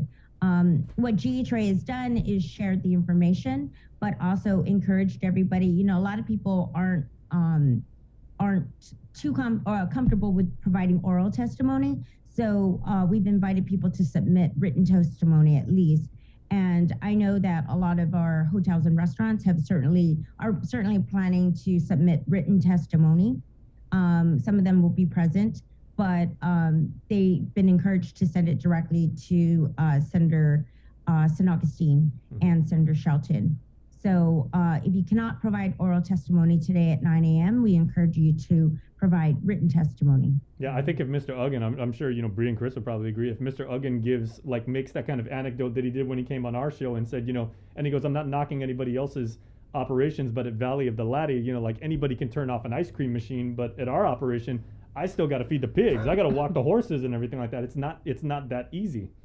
Right. And it's that nuance that kind of makes it like a challenging argument. Right. That's true of a lot of the types of businesses we rely on, right? There are huge expenses associated with that to maintain operations. And so to even reopen requires a lot more than that. And that is the intent of really LEAP, again, is eventually to reopen and hire. If you're already open, we want you to continue hiring at some point. And so it is really highly encouraged.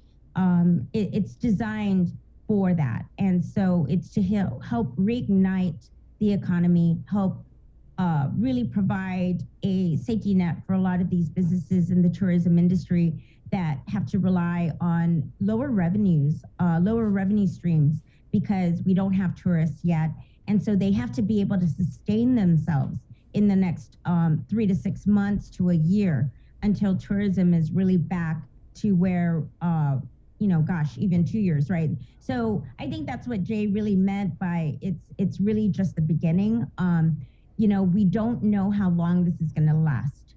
And I know we were here exactly the same time frame last year where numbers got really high after the second surge, I believe.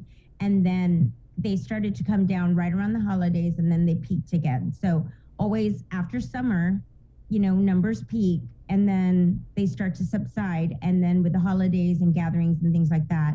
And, it's an island community, right? And with families, large families. And so I think that we're just kind of going through that natural cycle. But the fact that we're starting to, CDC is here now to better understand our numbers and we have our vaccinations really continuing to increase again.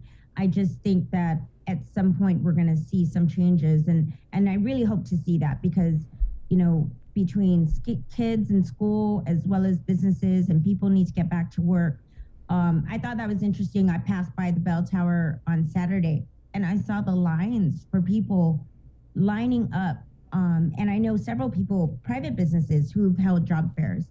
And the job fairs they've held since September, since school ended, have been better attended since the summer job fairs that they held.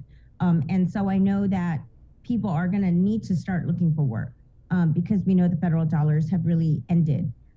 So more programs like these that are federally funded that can help recirculate back into the economy and also equate rehiring is really what Guam needs. I just had a thought, Mary, because we've been talking about the context has been, like incumbent companies and, existing enterprises. But how about for new ventures? And there might be some entrepreneurs out there that says, hey, I realize that there is a need for certain services. Like I want to make masks, en masse, or I want to produce my own PPE, or there are things that I feel like I can provide a product or service that would be beneficial to the island. Would they be able to qualify for LEAP as a form of startup capital almost? No, LEAP, you had to have been impacted by the pandemic and you had to have been in business, at least in 2019 and have lost revenue. There are programs within GITA though, as well as banking, right, and SBA for new businesses. There are programs that the Small Business Development Center, SBDC at UOG, can help you with if you are thinking about getting into a brand new type of business or start a small business. Gotcha. Traditional or startup micro capital, business. basically, right? Yeah. Excellent. So, or even with very little capital, SBDC can certainly provide those resources to you. They have consultants, and it's all federally funded. So if you need that assistance, reach out to the SBDC office, or any of the banks are associated with them as well, and SBA. So SBA and SBDC, that's exactly what they do, is they help small businesses get started. Awesome. Right. And ask, about the... okay. Hey, Mary. Hi. Hey, how are you? I'm okay. Right Happy on. Chris is just placing his order Halloween. for my almond joy. Early All Souls Day, guys. That's right. Yeah. Yeah. Hopefully this rain will go away. I know we can't have anything with regards to gatherings for All Souls Day, but I'm sure people will be, visiting their relatives and visiting the grave sites. And so hopefully we'll have better weather tomorrow.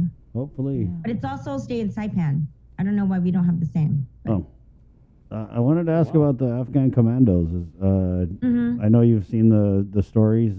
Just, I guess, your response to it. Are you guys hearing anything, involved with anything? Yeah, actually, I was, I was not informed of the visit. Of course, we represent private sector.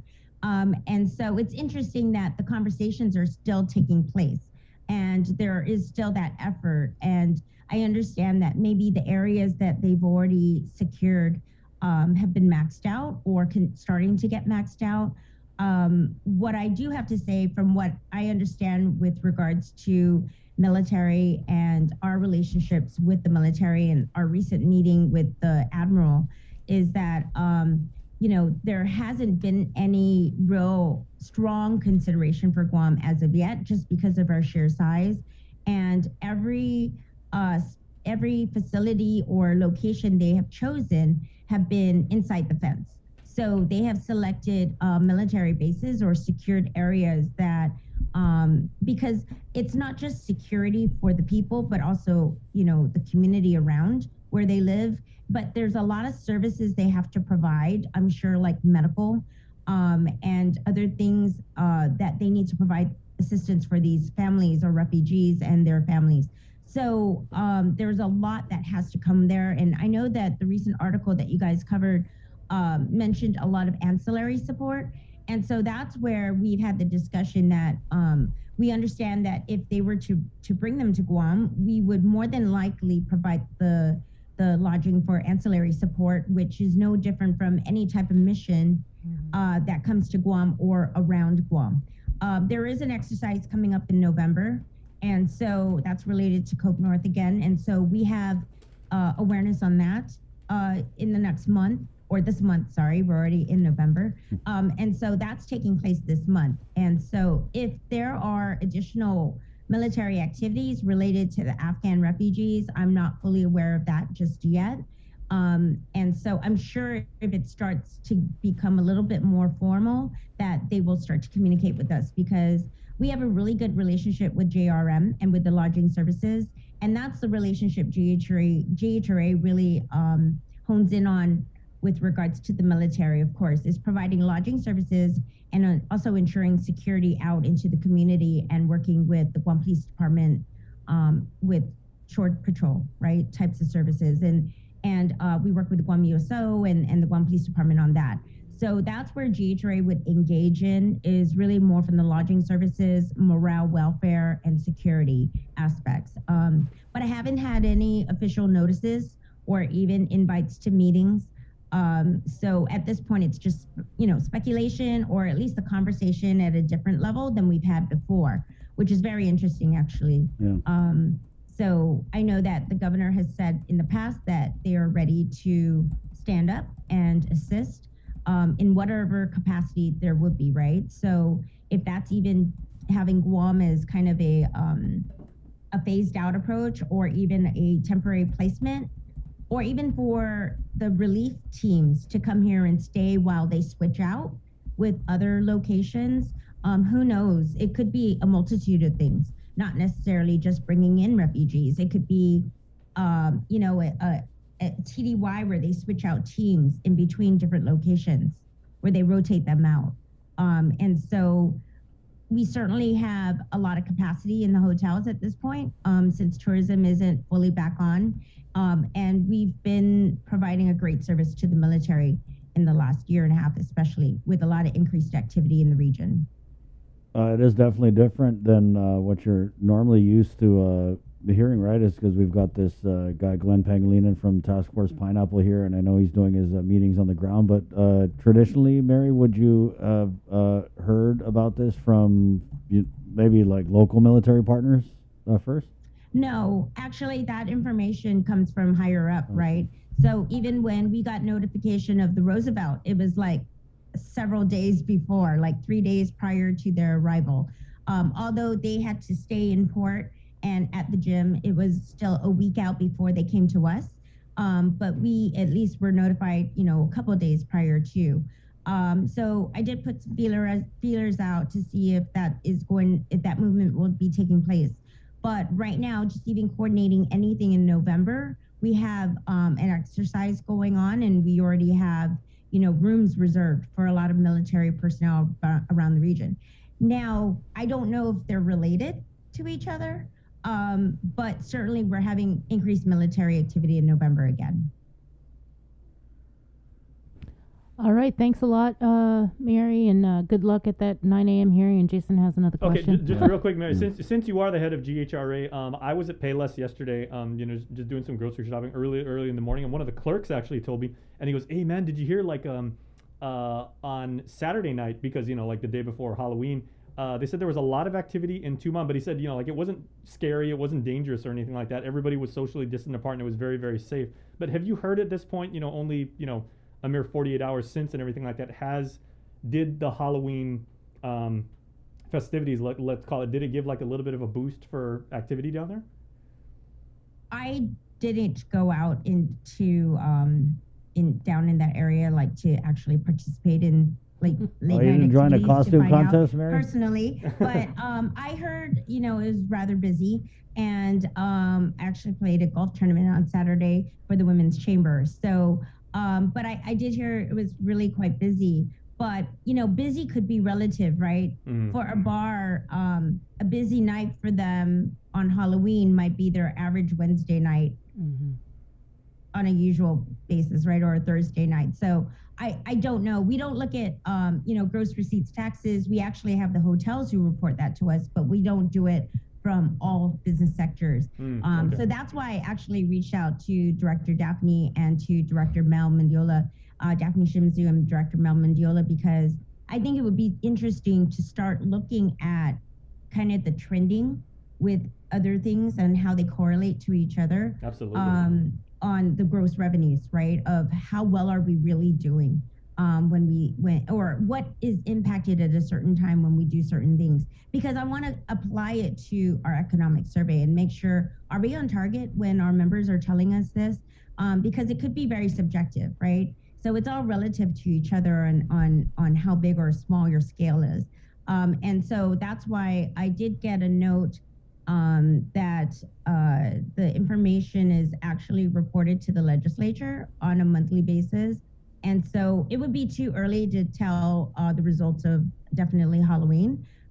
Sure. But the information is prepared by BBMR on a monthly basis, and you can find it at bbmr.guam.gov, and that's where consolidated revenue and expenditure reports are.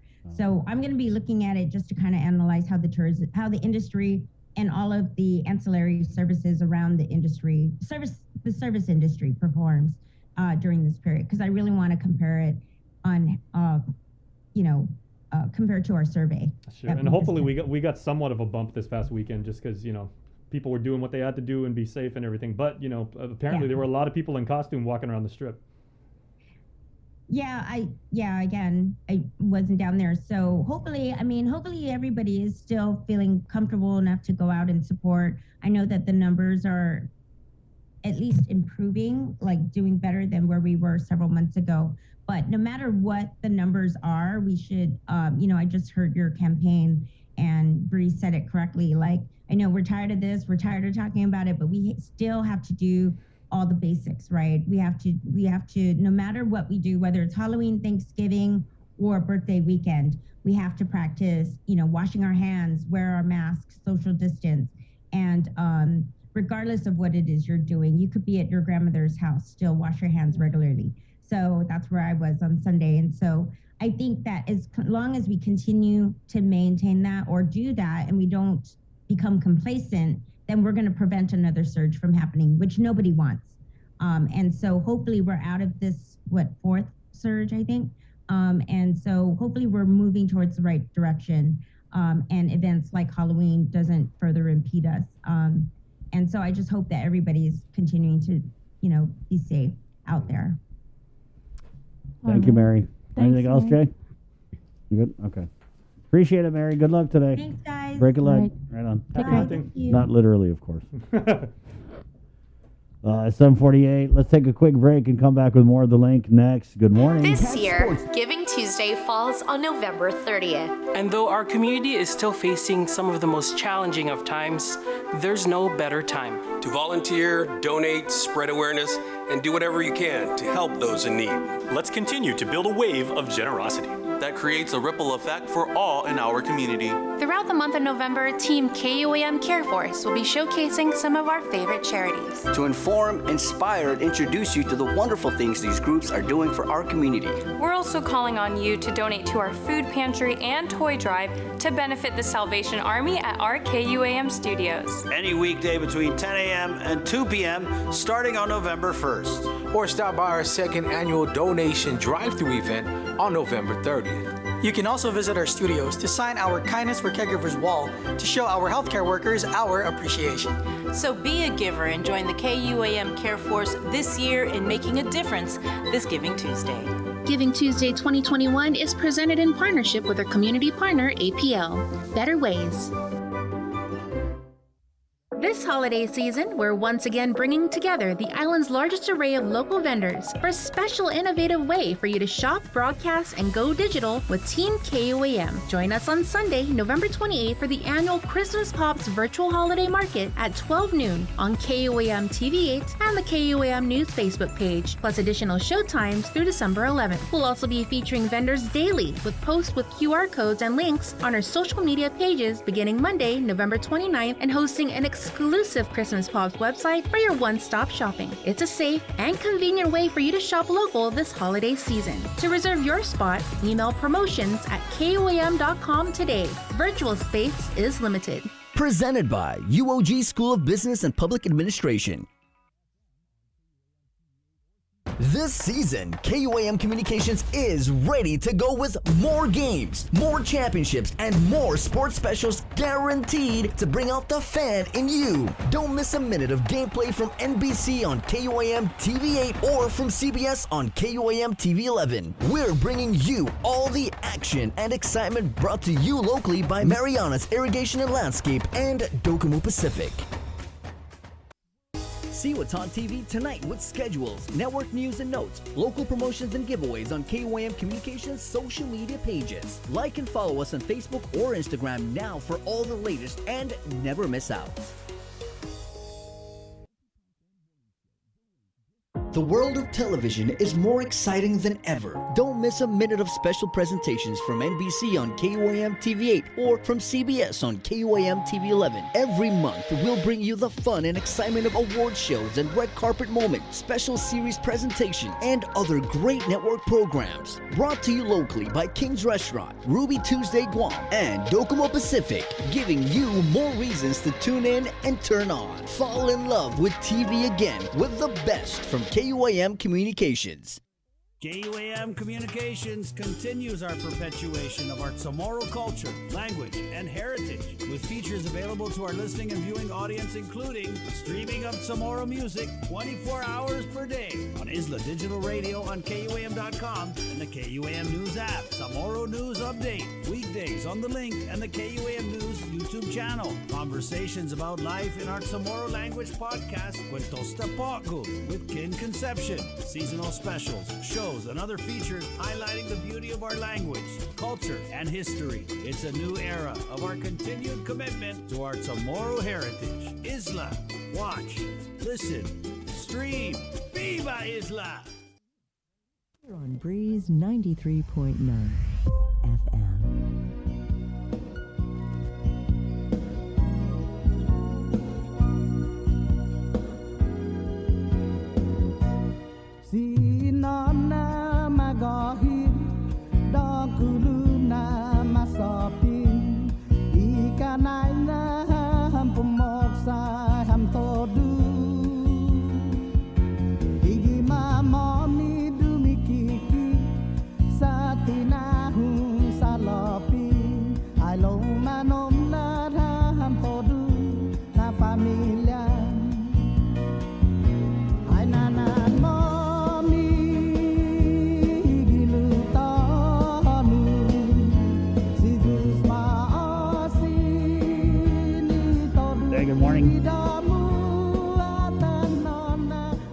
late great JD, Non and Mommy, the 752 on the link here, Pacific Points, Cowboy Enterprises, ITD, and Jack in the Box. Yep, we got a comment from Maria and Lawrence Camacho saying, any news on the testing update? The site has not been updated, that being a public health site. We were working on that this morning too. We were checking on it and everything, but yeah, they have not updated the site as of yet. Hopefully it's going to be real soon and let you guys know where the testing sites are. Yeah, I did put out a message to public health. We didn't get a response yet, but as soon as we do, we'll let you know. There's a comment here from Rosemary relative to Mary Rhodes' interview here. So all these business grants go out. How do you plan to encourage thousands who are still unemployed to patronize the businesses to keep them afloat? Would another RISE program assistance to allow monies to circulate? Maybe take $111 million from the $300 million on hold, set up 3 payments over a 9-month period. So she has some idea how to distribute this money. But that's a good point, you know what I mean? Let's not forget that PUA ran out in September. And we got, 3 stimulus payments from Uncle Sam? Yeah. Yeah. And then there was the All Rise, which was specifically for those in a lower income bracket. The press conference with Congressman Michael Sinicolas, he talked about essential pay for essential workers. Bree, we've talked about this before. It's basically essential workers who work throughout the duration of the pandemic. We're entitled. They owe us money, basically, from this ARP. The premium pay? Yeah, premium pay for essential workers. Mm-hmm. And this is inclusive of not just Gov Guam. It's really like for the gas station workers. Yes. Grocery store workers that would be eligible for this sort of pay. Right, yeah. So I don't know why Adeloop hasn't. It's crickets, really. There's no plan. They get mad when you ask about a plan. The congressman just really teeing off on the administration, rightfully so. I mean, he's sitting in a spot where he can just sit there and say, hey, what's the holdup? We got you all this money. What's the deal? People are hurting. Give them the money. And that's what he's been doing. That's what he did in that press conference. He said it's frustrating. It's very frustrating. And one of the media had said, hey, are you still thinking about running for governor? And he said heavily leaning towards it, especially because of the lackluster way that the governor and lieutenant governor are rolling out this aid. Right? It's almost like in his response, it's almost like he's taking it personally. You know what I mean? Mm-hmm. That the aid is not getting out to where it needs to go. I'm thinking with the timing, do you think at this point they might just be waiting and say, let's make it a big Christmas thing? Yeah.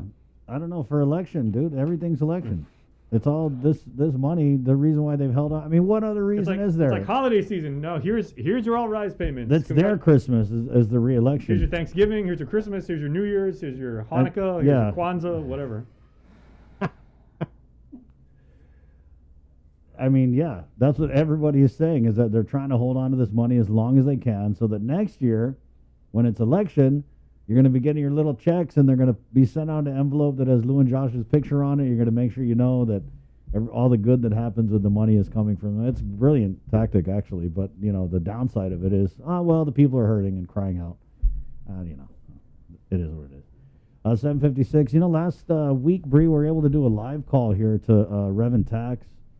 Really just did this live call because of you guys' comments. I mean, nonstop since the beginning of the pandemic, and really with pretty much every government agency. It's got to be one of the top complaints we receive from these government agencies is something as simple as they don't know how to answer their damn phone. Just like that. That's how they say it. They never answer the phone. I called DOL, they don't answer the phone. Called 311, they don't answer the phone.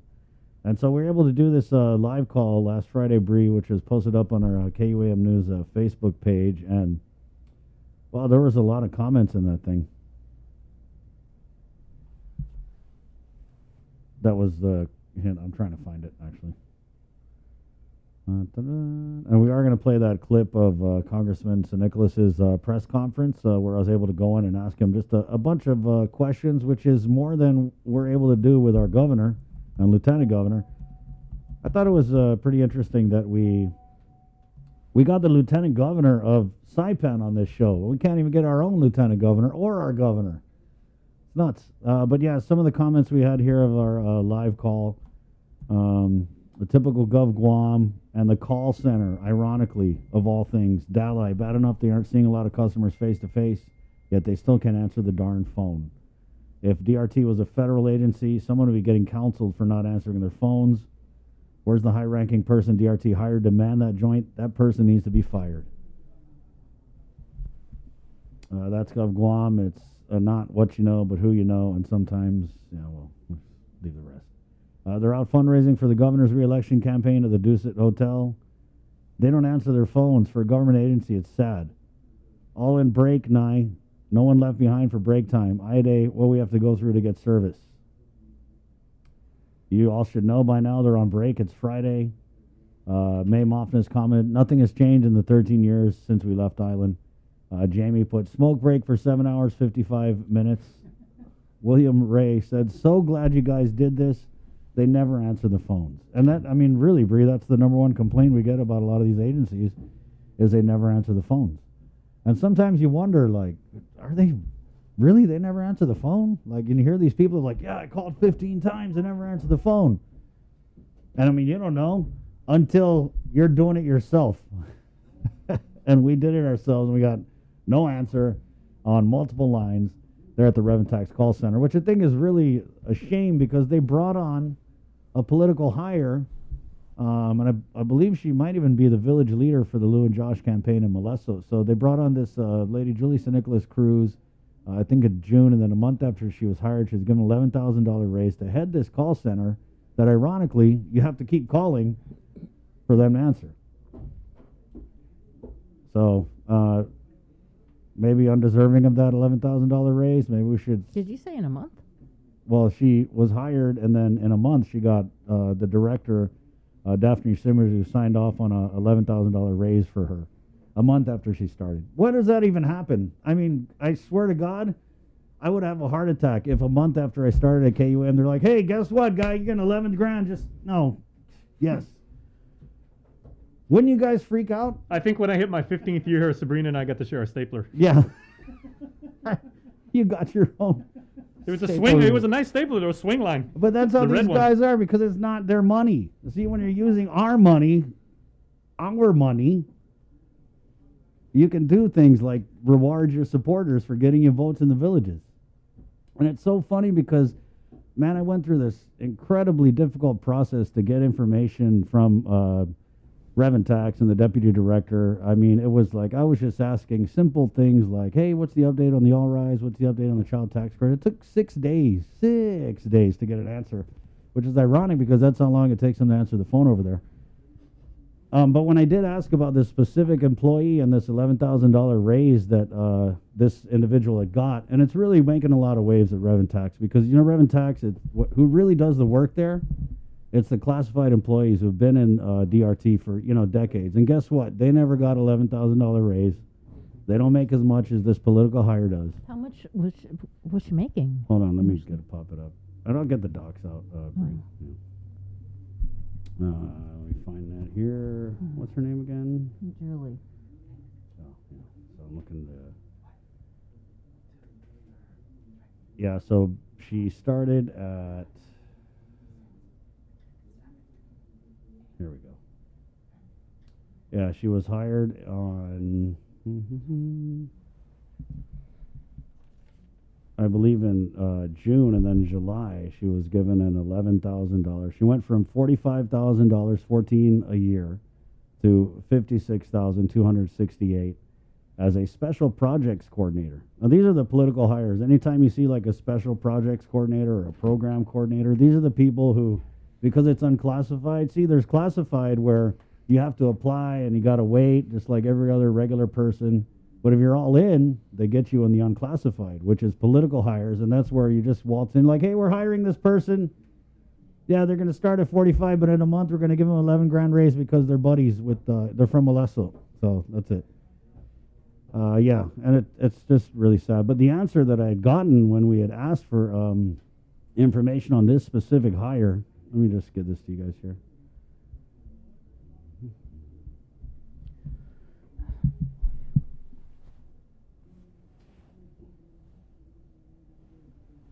But the answer that I gotten was basically that DRT is unable to discuss issues with specific employees, which is news to me. Because last time I heard, these are all employees who are paid with taxpayers' dollars. Right, Joe? Yep. You're public employees, so therefore we have a right to know about specific issues with specific employees, especially if they're being paid specifically with our hard-earned tax dollars. Maybe they might have forgot about that whole, public service part of it. But yeah, I thought that was interesting, is that they didn't want to give us any information. I mean, I asked the chief of staff of Adelup, John Jr. Calvo, do you have a comment on this? And I got left unread. So, but it's happening all around in different agencies, is they're getting their people in, the village leaders, because the election's coming up, so they got to start making bank. I mean, look at Samantha Brennan came back. Guam Homeland Security. You think these guys can win an election without the support of the Brennan family? I don't think so. So you see all around it's happening. But what's that phrase? It is what it is. Hey, it's 8:03. We're going to take a quick break, and we'll be back with more of The Link next. Good morning. In the panoramic beauty This of our year, Giving Tuesday falls on November 30th. And though our community is still facing some of the most challenging of times, there's no better time to volunteer, donate, spread awareness, and do whatever you can to help those in need. Let's continue to build a wave of generosity that creates a ripple effect for all in our community. Throughout the month of November, Team KUAM Care Force will be showcasing some of our favorite charities. To inform, inspire, and introduce you to the wonderful things these groups are doing for our community. We're also calling on you to donate to our food pantry and toy drive to benefit the Salvation Army at our KUAM studios. Any weekday between 10 a.m. and 2 p.m. starting on November 1st. Or stop by our second annual donation drive-through event on November 30th. You can also visit our studios to sign our Kindness for Caregivers wall to show our healthcare workers our appreciation. So be a giver and join the KUAM Care Force this year in making a difference this Giving Tuesday. Giving Tuesday 2021 is presented in partnership with our community partner, APL. Better Ways.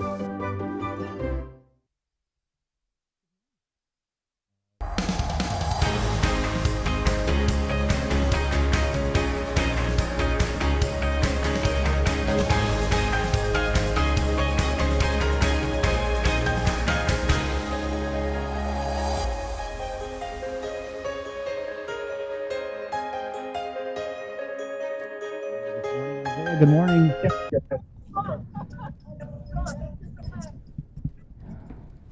Isaiah, good morning. Just for now. Hi, Isaiah. Hi, Isaiah. He's over. Morning. Good morning. Bree and the Link fam. I'm here with Bill Cruz, who is the sustainability coordinator for the Yogi Strand and the Center for Island Sustainability. Bill, what's going on here today? So we're here today at 70 Supermarket in Dedido, raising awareness about the Public Law 35-130, which bans the distribution of single-use carry-out bags at retail stores and restaurants effective January 1, 2022. So in just 3 months, Guam residents are no longer going to be receiving plastic bags from grocery stores. So instead, to help the community transition, we're giving away reusable bags at different grocery stores and retail stores throughout the island over the next several weeks. Okay, so can you go ahead and give me the history of the non-plastic bag law? Sure. So the law was passed in June 2018, and prior to that, there were many discussions about how can we reduce our plastic pollution, and Guam being, I believe, the last U.S. territory to impose this law, we knew that we were a little bit behind and we needed to get the ball rolling. So with the help of Senator Regine Viscovi at the time, she helped to get this law passed. And so we're really excited. In just 3 months, we're finally going to see this shift in behavior of consumer behavior, and we're hoping that this also translates to less pollution in our environment. We often see plastic bag litter in our jungles, on the sides of the road, at the beaches. So we're really hoping that this law makes a big impact. Awesome. I know it's probably still too early to ask, but you guys have your Guam Ring Road Conservation Course. You do cleanups weekly. So I'm wondering how much trash have you guys picked up since you guys started the project, or you guys don't have that data? We actually do have that data. I don't know the numbers off the top of my head right now, but it's over the last it's been already about 4 months now, and every single Friday we go to a different village. Some areas are a lot worse than others. Some areas we literally have trailers that have to come and pick up bags and bags of trash. Other areas, like just this past Friday, we went down to Inalahan, and we cleaned up this area in Malolo, but we really only had about a bag of trash. So it really just depends on the area on our island that we're addressing. Some areas have illegal dump sites, so those are definitely much more challenging than us just walking along the side of the road picking up cigarette butts and a can or two every few feet. So it really just depends, but we do have the data that we can share with you at some point. Awesome. So how many reusable bags are you providing per event, and what are your other outreach events for the rest of the week? Sure. So we hope to give out 100 to 200 bags at each store. And we purchased, so with this first order that we have, we purchased 5,000. So we're hoping that can last us for the events that we'll be having over the next several weeks. So for this week, today we're here at 70 Supermarket in Dedido.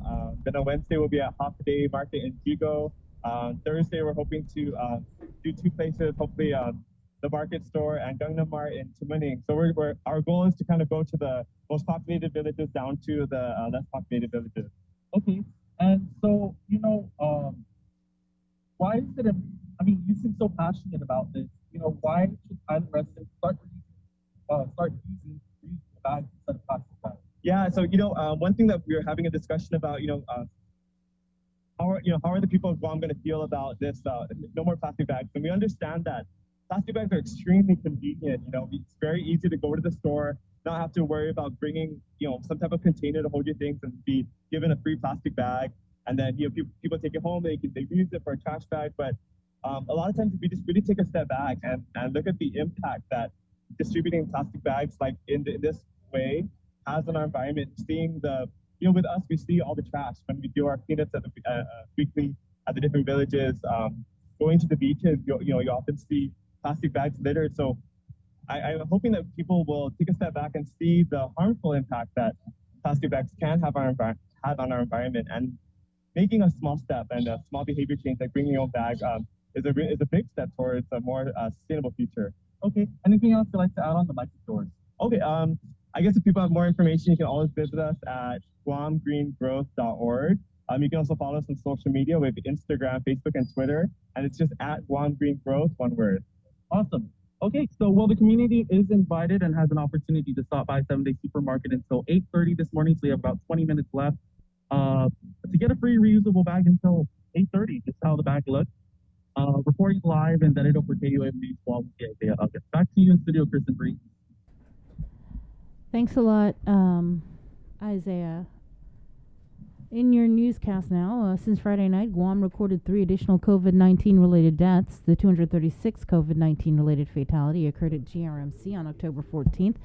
The patient was a 68-year-old woman. She was unvaccinated with underlying health conditions. She tested positive on September 24th. The 237th COVID-19 related fatality also occurring at GRMC on October 28th.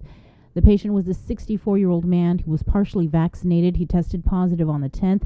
The 238th occurred at GRMC again on the 28th. The patient was a 57-year-old man. He was unvaccinated. He tested positive on October 10th.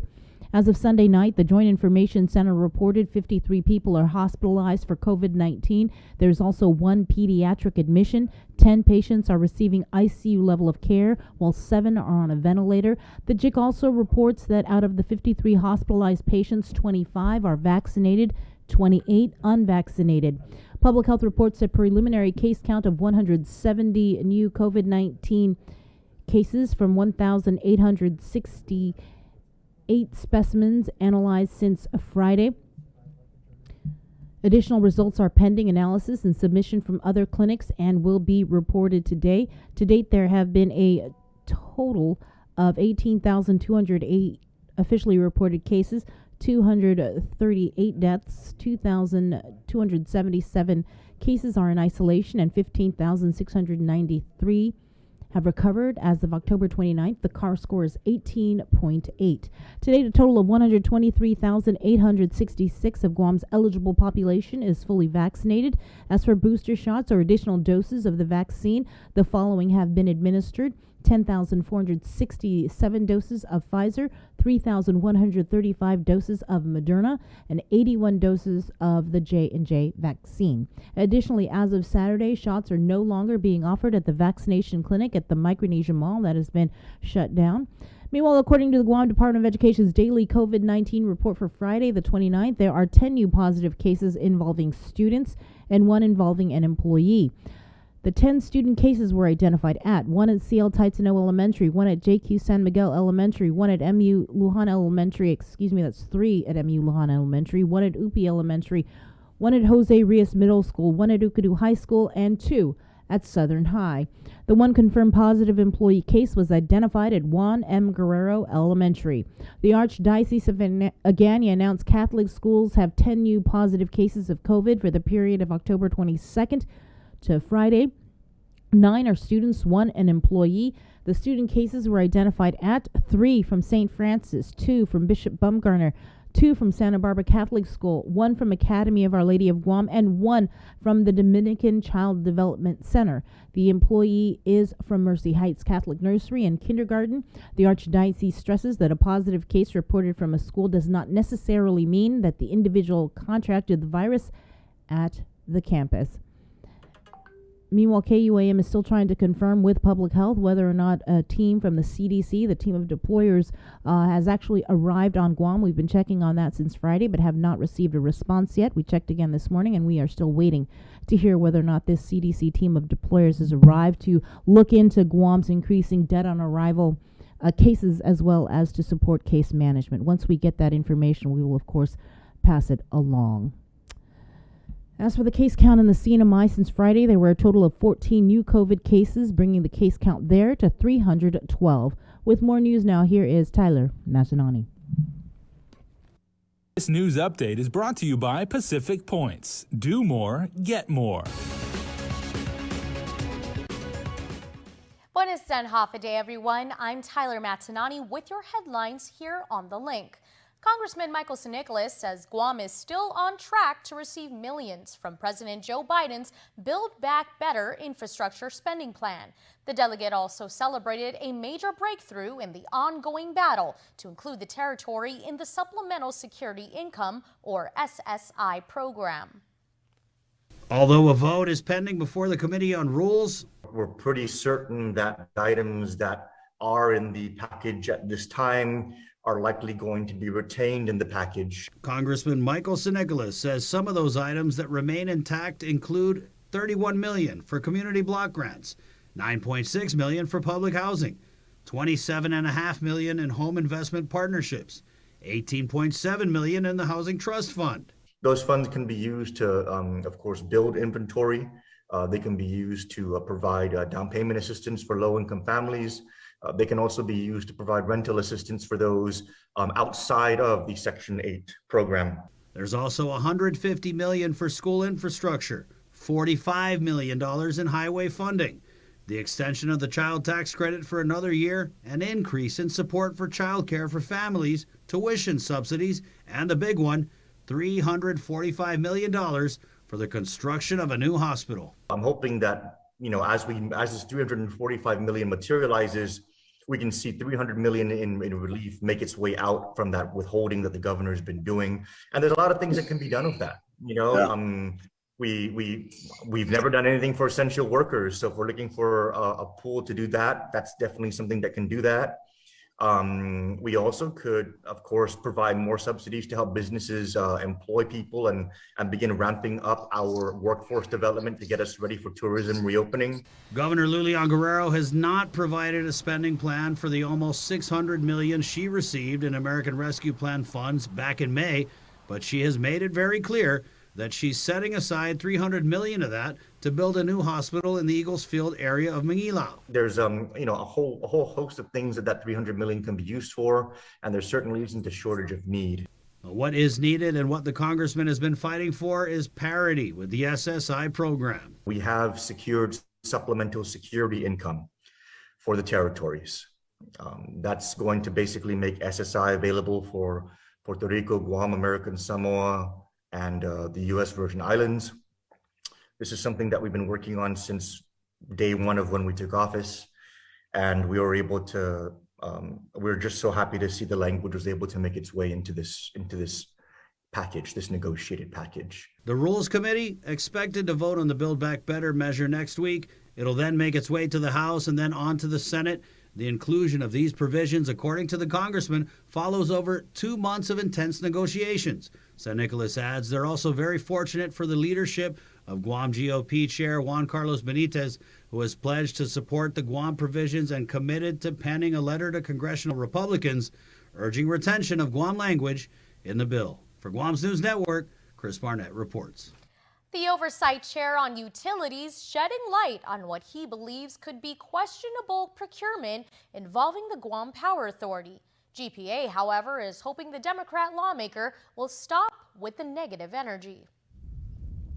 Senator Clint Rogel is asking the Attorney General and the Public Auditor to look into recent developments involving the Guam Power Authority's contract with the Korea Electric Power Company, or KEPCO. According to Senator Rogel, the contract was initially for one power plant at Ukadu, but because the company wasn't able to secure a major source permit from US EPA, they are now constructing two. One will remain at Ukadu, while another will be at Cabras. In doing so, this will allow KEPCO to apply for minor source permits. GPA General Manager John Beneventi defends they did nothing wrong. I'm concerned about the procurement and how the contract was significantly changed for Ukadu, right? So they've got this plan for this huge power plant in Ukadu. They had to significantly alter the contract, the scope and terms, including how much it'll cost. So there's going to be an increase to the cost of about $4 million a year. I stand to differ. We kept the contract within the regulations and as to what authority we, and of course, it's not just GPA. GPA always has to get the approval of representatives of the community and the authority of the community, which is one. First, my 5-member CCU board, and second, the 7-member PUC board.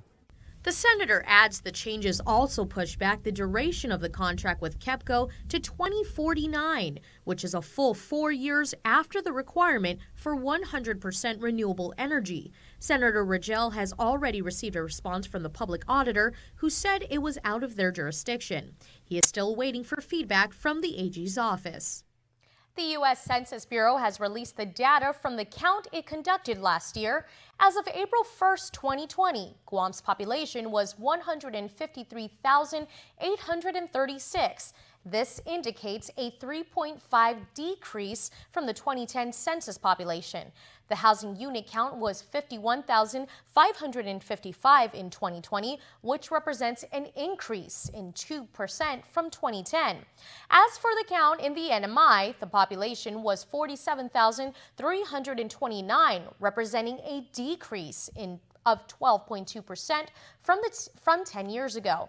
The housing unit count was 18,290 in 2020, representing a decrease of 12.3%.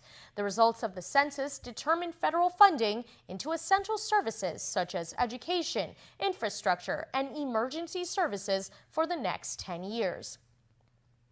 Vianney Jose was sentenced to 15 years in jail for sexually assaulting a 16-year-old girl. His case went to trial and he was found guilty back in April. Jose was part of a group who had sex with the victim, who was physically helpless at a barbecue in 2019.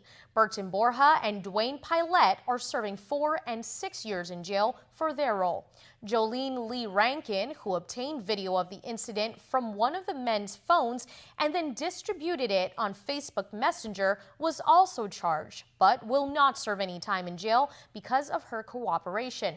Prosecuting attorney Christine Tenorio says Jose's sentence should send a message to all individuals that violation of another's body in such a reprehensible way is never to be tolerated. That's it for now. We'll see you tonight for KUAM News Primetime. This news update is brought to you by Pacific Points. Do more, get more.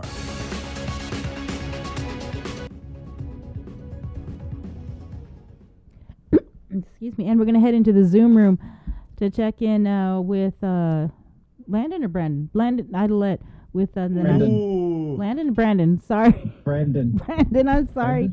Oh, he's playing the twin. I don't know. He's Oh my punking gosh, you. so He's playing sorry. he's doing the twin prank. With your weather forecast. Good morning. Good morning. And yes, yesterday for Halloween, I was Brandon for the day, and nobody had a clue. Have you guys ever done Halloween as conjoined twins? I think that would actually be pretty cool. Gosh. Oh, maybe next year. Thank you. I never even thought of doing that, but I think next year we might try to pull that off. So we'll see what happens. All right, you can send your invoice to the link, and we'll happily accept that. Actually, if you ever seen the movie *Malignant* and it had the conjoined twin on her back, oh yeah, the main character, maybe I can do that with Brandon. I'll put him on my back, and he'll be like the monster. Yikes! Well, check that movie out. Speaking of Halloween and trick or treating and everything like that, trick or treating weather was kind of interesting last night because it rained obviously for so much of Saturday afternoon, and then Sunday was kind of funky. But right around the time that you would expect the little ghouls and goblins to be walking around looking for candy and everything, it was actually pretty chill last night. It cleared up pretty nice. It was awful humid though. I was out there in Tucson last night with my brother and my nephew and some friends, but it was a good night.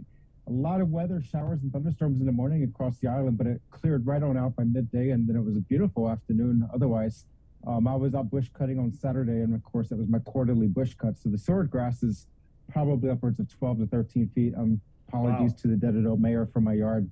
She's been too busy. That's some samurai level Sakati right there, man. It's not a yard, it's a jungle. And so I'll finish it up in January probably. We'll see. But yeah, weather outside is a little bit frightful. 'Tis the season. We have, I think, 54 days. I guess we can say that now. It's close enough. Christmas. Yes, it is. And so this is what you're waking up to if you're watching from Pompeii. They've had showers and thunderstorms barreling through the island this morning. I've been talking to the embassy staff this morning just to let them know what's going on over there.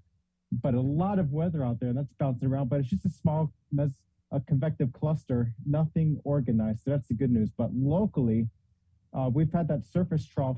This trough pushed through over the region Saturday night, Sunday morning. That's moving off to our west, and we have some residual stuff behind it. So just more mid and upper level cloudiness. But we're starting to see some little bursts of convection across the area. So that's going to be the theme for today. Switching over to the radar. This is what we're looking at on the Doppler weather radar at the moment. The showers. This is where the showers are falling, coming in generally from the south and the southeast, moving pretty light. One of the things to look out for today is if the winds do decrease further, we could have enough daytime heating to spark some island convection. There might be a weak signal in support of that with the light winds across the region. So be on the lookout for that, for any island effect thunderstorms later midday this afternoon with those convective cells developing across northern and western parts of the island. So go ahead and cue up the slides, Jason. We'll start talking about the main threat. And if you're out of the waters yesterday, Tucson or anywhere north and west facing, you'll probably notice the waves were pounding over there. We had a large sea and surf event, and that was a result of the distant former typhoon Malu that was well in the North Pacific. That large wind filled with that typhoon generated those swell that eventually made their way over to the islands Friday, Saturday, Sunday, generating the hazardous surf along north and west facing reefs. So it was pounding pretty good. A lot of surfers out there had gotten your boat basin. It was a beautiful swell coming in and out there. If you know what you're doing, have fun, but otherwise stay out of the water because those currents will pull you right out over the reef if you're not careful. And I think there were at least 2 rescues performed. I don't think there are any casualties, thankfully, but there were 2 people rescued. Retidian Beach was shut down yesterday because of the hazardous surf and strong currents. Micronesia, we did issue our first drought information statement for the year, or for this cycle, for Kapinga Maringi Atoll in the far southern part of Pohnpei State.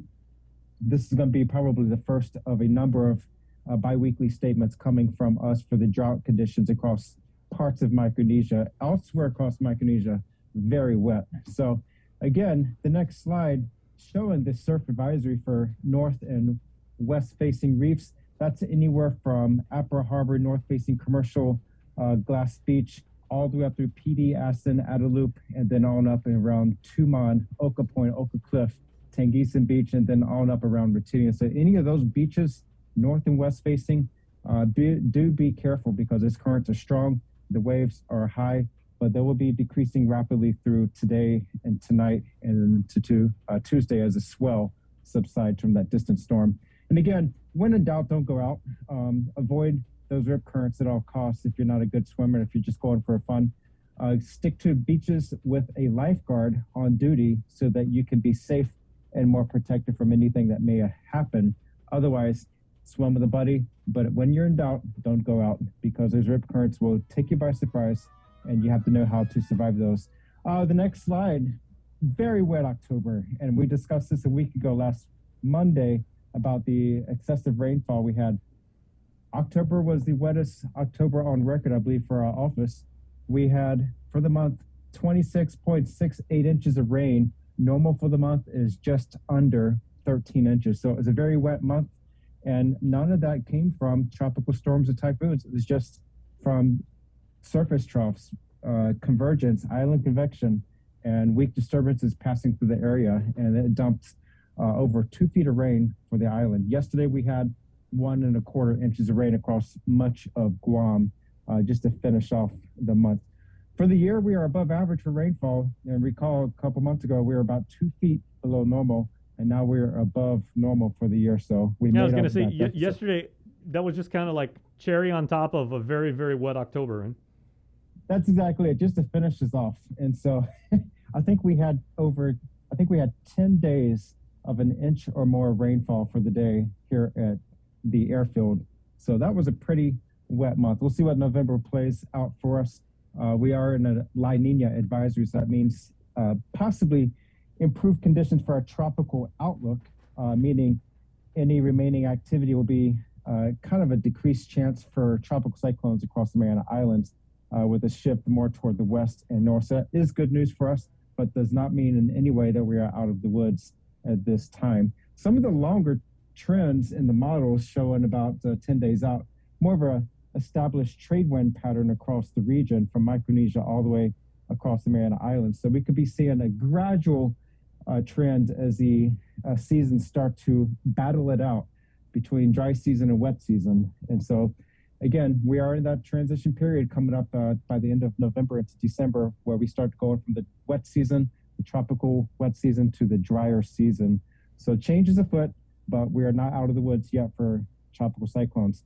The drought statement on this slide showing that severe drought conditions developing across Kapinga Maringi, where they are just south of the axis of showers and thunderstorms that have been very prominent across much of Micronesia. Elsewhere across Micronesia, rainfall totals are very abundant, starting to get some drier conditions in Palau. Joint Typhoon Warning Center, no suspect areas. And looking at the long-range models, I don't see much chance for any tropical cyclone development for the Mariana Islands are upstream of us, at least for the next 1 to 2 weeks. So that is the good news as far as the tropics are concerned. Looking at the satellite picture, we do have that surface trough right over Palau near Yap and just west of us. That's what brought the weekend weather.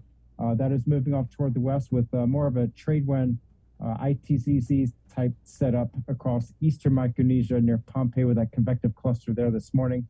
And then more showers and thunderstorms near Majuro and Kwajalein. And then out on the seas, the combined seas are right now about 5 to 7 feet. A lot of that from the north. That will be subsiding gradually as the large swell from the distant typhoon does diminish in the coming day or two. Wind waves, very light out over the open waters. We're going to start transitioning more towards a east swell in the coming days and weeks. And so for your rest of the week, mostly cloudy with isolated showers and thunderstorms. We do have abundant moisture in the atmosphere, so we're not going to be shaken off into bone dry conditions this week, but we're going to keep the isolated showers and thunderstorm potential in through the week with another surface trough coming in probably around Wednesday, Thursday, Friday, what could bring an uptick in showers and thunderstorms for the last half of the week, but the weekend looks better.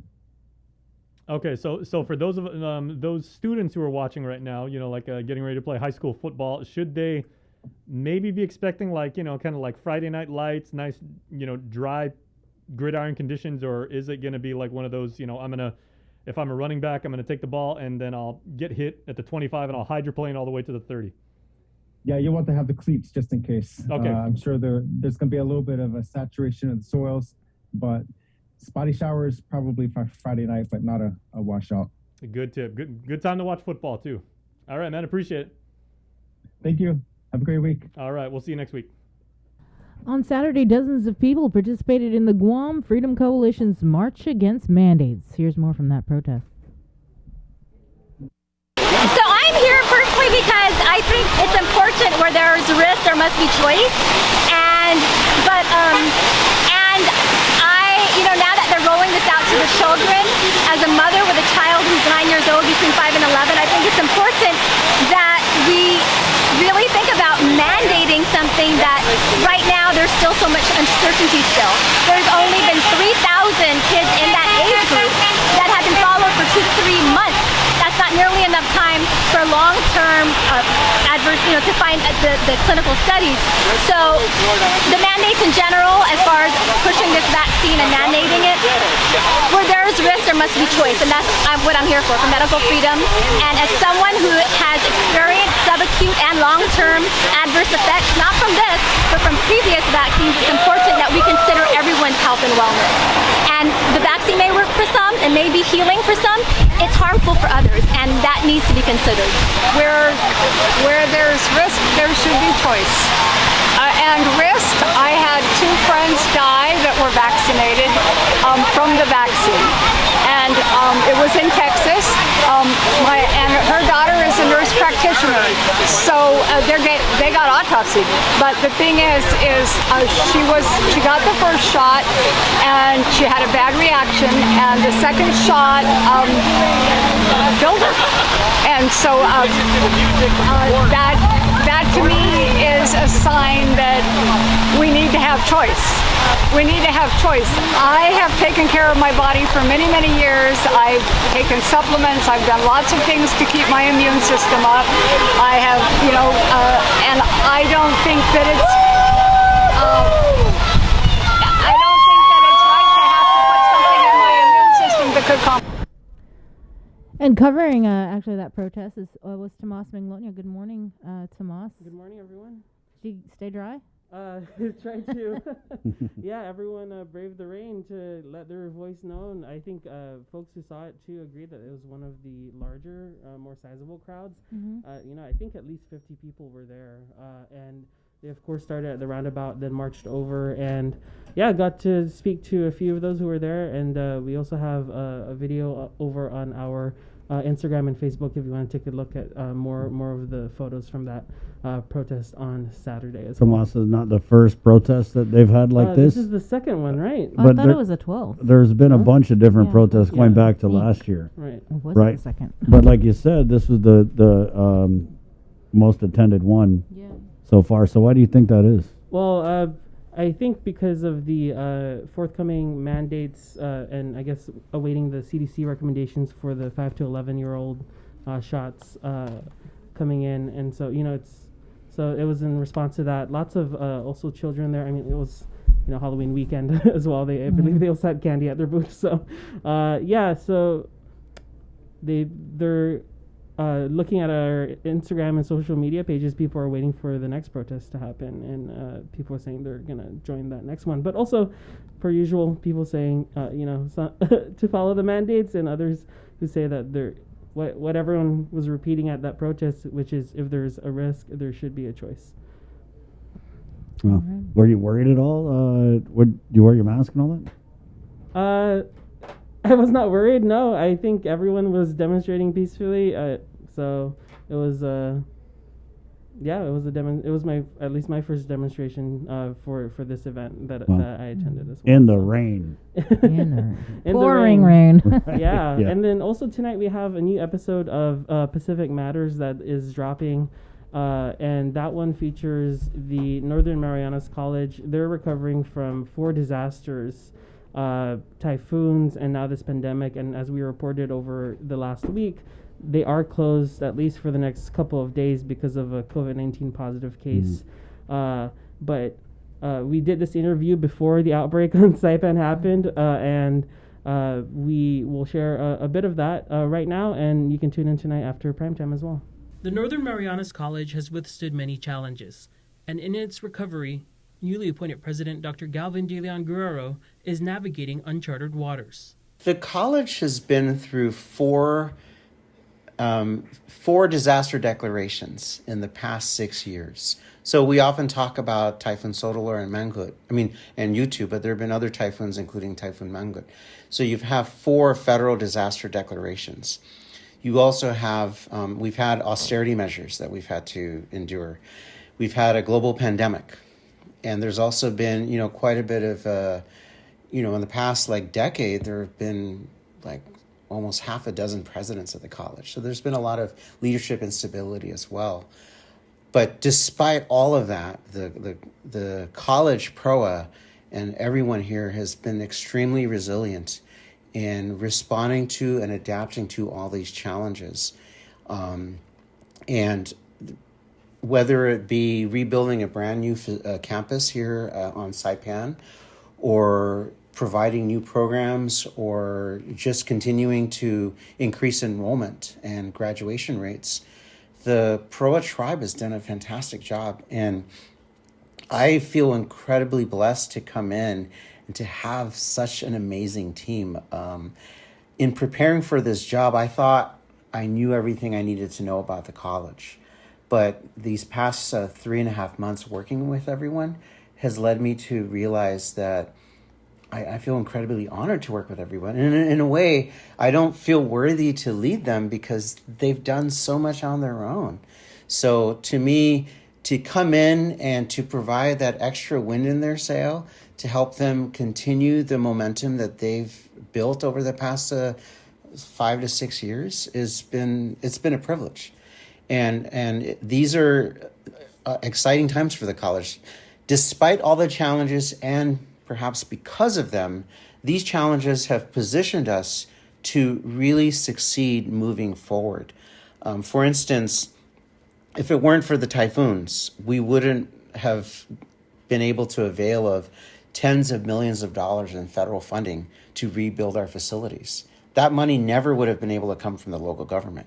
So the silver lining, despite the devastation of Super Typhoon Yutu, was that it kind of gave us the justification and gave us the sort of the qualifications to secure all this funding. But another thing is what those typhoons did is it forced us to go online. So when the pandemic hit and we had to transition to online classes, the college was ready.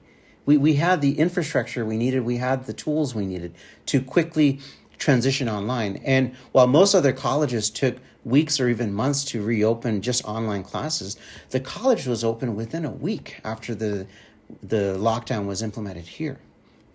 And in addition to all of that, we've had just a group of employees who just know how to adapt to all these changes. So as we move forward, we have an incredibly resilient and adaptable set of faculty, staff, and administrators who are making all of these promising changes possible. As Dr. G stresses, he isn't alone. Over 100 faculty, staff, and administrators are also holding steady in their journey and engaging multiple members of their community on and off campus.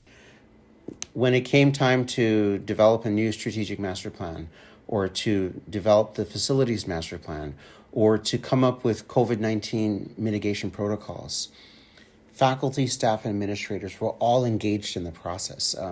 The college does a great job of engaging these stakeholders, whether it be by having focus group discussions or having planning summits, or more recently, including the stakeholder representatives on the leadership team. Now we have the faculty senate president, the staff senate president, and the ASNMC president on the college leadership team. So the key to, I think, the college's success has been engaging all of these key stakeholders in the decision-making and the planning and in moving forward. As they rebuild their campus on Saipan and improve facilities on Rhoda and Tinian, they've not only secured grant funding, but set out a master plan that outlines the phases of their rebuilding. But all of this needs to be planned because we're also competing against time for labor and construction material, that both of which are becoming increasingly difficult, increasingly unavailable and increasingly expensive. And he says they're staying true to their mission to have students start smart and provide the best education possible on the island and in the region.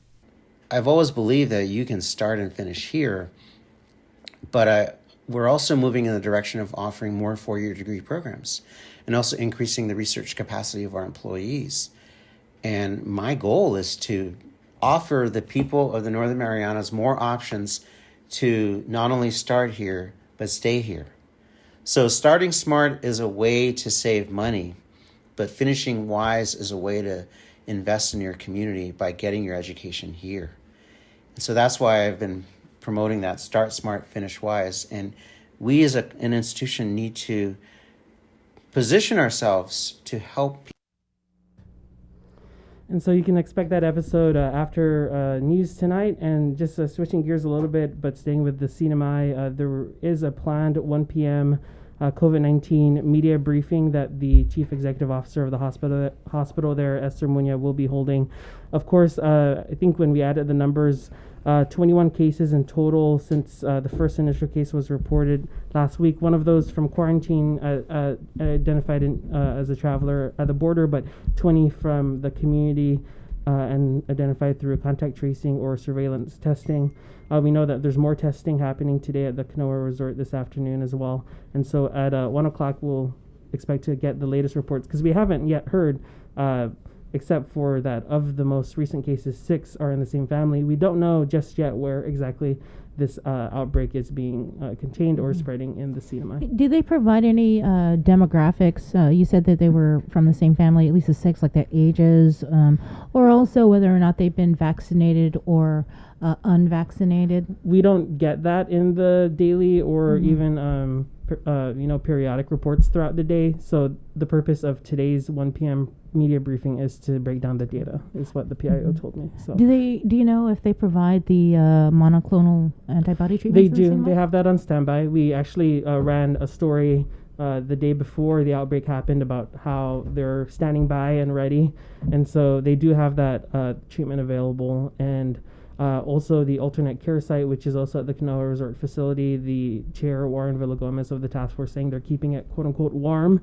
so that if they ever have to extend services outside of the hospital, they have the alternate care site. And again, we were there, right, last year when they had the ribbon cutting for that. So expect much more on that. And the outbreak in the CNMI, this has been, I believe, the biggest spike yet in the pandemic's course in the CNMI. Right. Yeah, it'll be interesting to see more of a breakdown in the information that they're releasing, because I know you and I have been discussing, okay, so there's X amount of cases that are positive, but how many tests, right, were conducted. So I look forward to watching that live stream again at 1 o'clock. Right. If you need any pointers on what to ask about the COVID, because, I know NMI hasn't had it for a while. I think you know some people. Yeah, and I think it will be interesting, because last thing that they stressed on Friday's press briefing is that they're trying to get to the index case. Obviously, with the mandatory quarantine and testing upon arrival on the 5th day and the 10th day, people are wondering how the outbreak was able to happen. Well, we learn anything, COVID finds a way. Unfortunately, it does. Yeah. Thank you, Tomas. Thanks, Tomas. Thanks. All right, let's head right into the KUAM News Zoom room, where he's the former Physician Advisory Group Chair, Dr. Hoa Nguyen of AMC, the American Medical Center Family of Clinics. Good morning, Doc. Good morning, guys. What do you think of that Saipan, the CNMI news, that they're now dealing with a little surge of their own? Yeah, I tell you, it's interesting how they come into the community, because they have the quarantine very tight. But look like the governor did the right thing. They clamped down pretty much and put a lot of restriction there in place right away. So hopefully they can contain this little surge here through the contact tracing. It's not that big number, so they should be able to close down the close contact very soon. So good luck to our sister island there, Saipan. I think they will do okay. Doc, it's definitely a different style of leadership when you had these cases pop up and you saw Governor Ralph Torres act quickly is a little bit of an understatement. I mean, this guy pivoted hard. to shut down the schools. And they only had just a few cases, but he did this. The reaction, I feel, warranted because they haven't had community transmission in 200 days, whereas here on Guam, we get 16 weeks of high positives and people dying, and there's like no action at all, no change. Yeah, that's a different way to approach it. I think they really go very strict on this one. Again, the whole island is very safe over there, so to have even 5-6 cases is a big thing, and they have to really clamp it down in order to control this and go back to zero community transmission again. And the way they do it, they should control that within a week or two. So they did it before. So again, they just do the same things, and then they should be okay. So again, hopefully they can contain, and more likely, if I'm going to be guessing, is probably the Delta virus that hit them right now. Wow. Well, let's shift gears a little closer to home. Well, home actually. What are you seeing at the clinic level, Doc? Because I know it's over the weekend, and sometimes when they report the numbers over the weekend, they're sometimes a little bit low, right? Because they're reporting the daily tests, and we don't get those public health tests on the weekend. So, but what's your take on just looking at these numbers here? Do you think that we're starting to come out of this thing? Yeah, I think we should come out of this thing. I've been lasting way long enough for the Delta already. So in the clinic level, we see less number of positives now than before. So it'd be interesting to see this week on Monday, Tuesday, and Wednesday to see if we hit less than 100. Hopefully that's our goal, and with the testing continue. But with the Halloween the Halloween just yesterday, we will see if next week the number will pick up or not. That's a typical one of those get-together holiday that we might bring up the number again. So hopefully not. So we will see the impact of Halloween probably sometime next week. Wow. Have you heard whether or not the CDC team of deployers is on island? We've been trying to get a hold of public health to get confirmation on this since last Friday, and also just messaged the governor's office and still waiting for an answer. Have you heard anything? Yeah, we were talking about among our doctors here, and we're hoping that public health at least give an update on a daily basis to see what CDC are doing. I think that's the way that I think that you can earn the trust of the people in Guam in updating them. So what's going on? I know they're on island, so it's nice to have an update on a daily basis. Again, just to let people know whether they're working on. They might not have an answer yet, but at least people know that they're looking at it. So I think it's a nice way to communicate and be transparent back to the people. Why wouldn't they want to announce this type of thing, though, Doc? I can't answer that. It's just something that to me, communication and update the people is very important.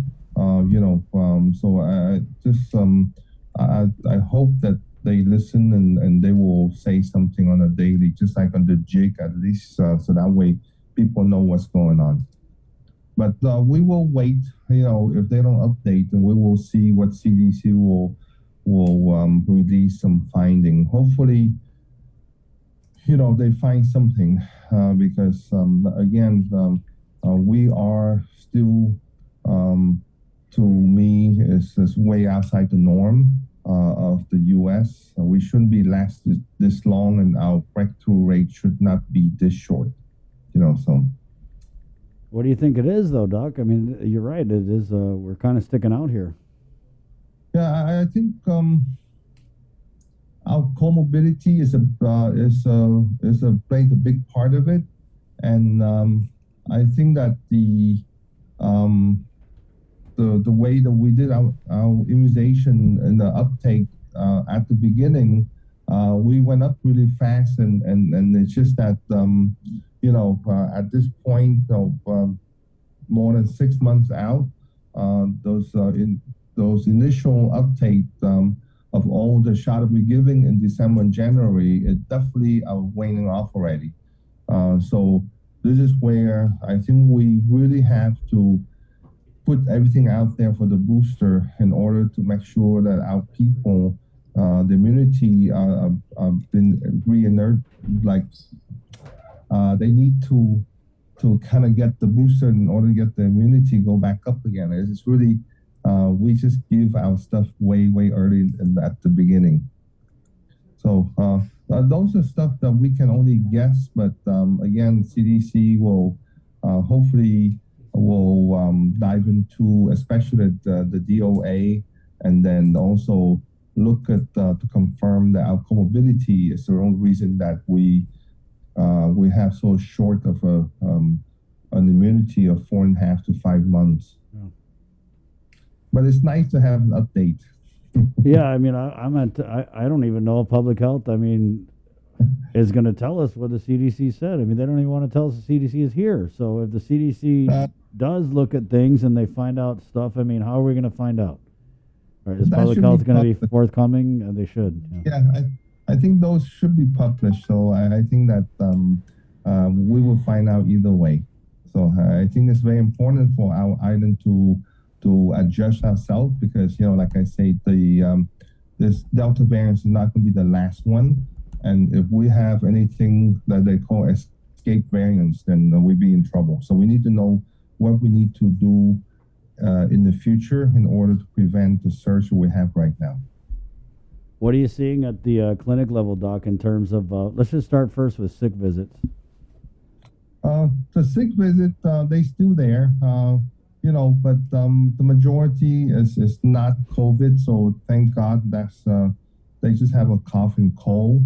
But I still encourage people to come in to be seen if you have any runny nose, congestion, or cough, just to be tested because we all have to, the more tests we run, the better. We can identify the positive and try to isolate them. So we should not be slowed down the testing. Testing should continue, until the surge are coming down to single digit, hopefully.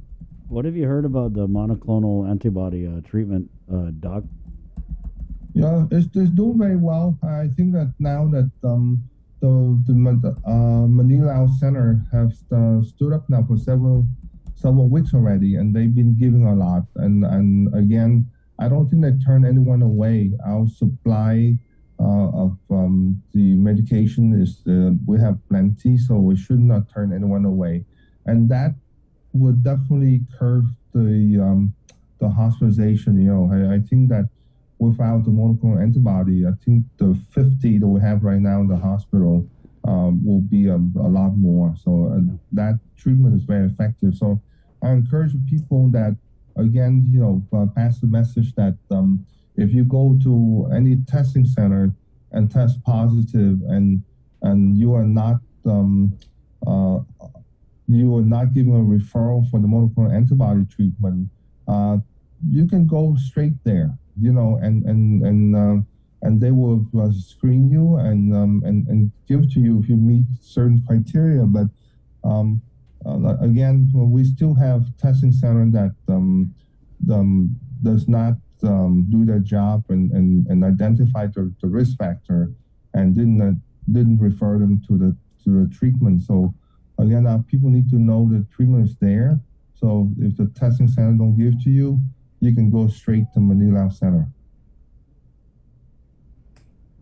What are you seeing at the clinic level as far as the boosters? Are you seeing a lot of people trying to come in, Doc?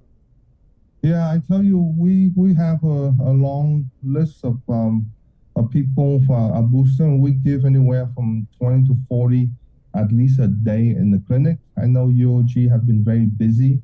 I was hoping that the microgen mall still stay open, just because I think that besides the booster, that we try to push the 5 to 11 years old should be coming up pretty soon. So we need to have every place that's open in order to for us to support the booster for the third shot, and also for the 5 and 11 years old.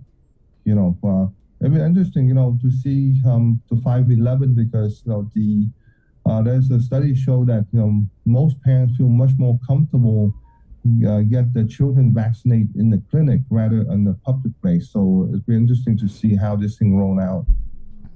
Oh wow, interesting. Who are you seeing though, Doc? Like who's the first wave of the people coming to get the boosters? Is it kind of like everybody or mostly elderly? No, I tell you, everyone that we see, especially when we do chronic care management, people have multiple comorbidity. If they meet the criteria, we give to them. So during our visit of the chronic care management, we usually give them right there. And also they ask for their family member to come in. So we just put them on a waiting list and call them and make an appointment time for them to come in. So I think the booster at the clinic level it really helped out a whole lot. Again, we should keep every opportunity, every place, every location open in order for people to have easy access to the booster. I think that's the only way that we can, again, curve the surge and along with the 3W, and so we can have somewhat a near normal holiday with Christmas and New Year coming up. Doc, what are you hearing in terms of reactions to the booster shot? People have a little bit of a reaction, just like the first two shots. Just like personally for me, I just have a little bit of a body ache, a little bit of a fever for a few hours, and then it go away. So whatever you have on the first two shots, more likely that's what you have this time. So especially Moderna, it's only half a dose, so you shouldn't have that bad of a reaction from the shot. But again, it increased your immunity a whole lot coming to the holiday. So that way, we make sure that we get together with our family, that we minimize the risks of getting the virus. So it's really helpful. So I really encourage people to come out and get the booster as soon as possible. Like say the UOG and at your own clinic, they should be able to give to you, and also at some pharmacy, they can also give to you. So, whatever convenient for you, just get them. Thank you, Doc. Yeah, I tell you, we should, and I think the governor and the PAC should look at the mandate. I tell you, I see a lot of things about the mandate and stuff. I think they should relax the mandate and let people that are unvaccinated do their own stuff and ask them to be tested in order for them to attend the restaurant and the gym and all that kind of stuff. It's very important for them to go back and our community united again. We are 90% plus already vaccinated.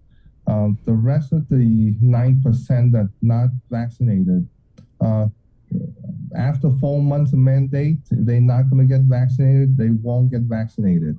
But life needs to go back to normal, and they need to be able to test in order to do things, including going to a restaurant, because the public got to know, and we have to rule by science, right? And we cannot make guideline by fear. I would be more comfortable sitting in a restaurant next to someone unvaccinated that been recently tested negative, because I know that person is not infected, rather than sit by someone vaccinated, not tested, and carry the virus.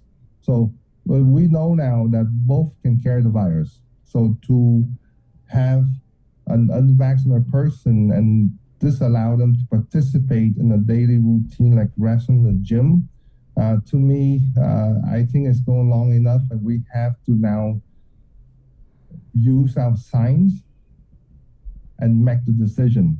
Because I tell you, an unvaccinated person that been recently tested negative will not carry the virus. So let's get our community, together and stop dividing them. I think 90% plus, we should be able to treat vax and unvax the same at this point.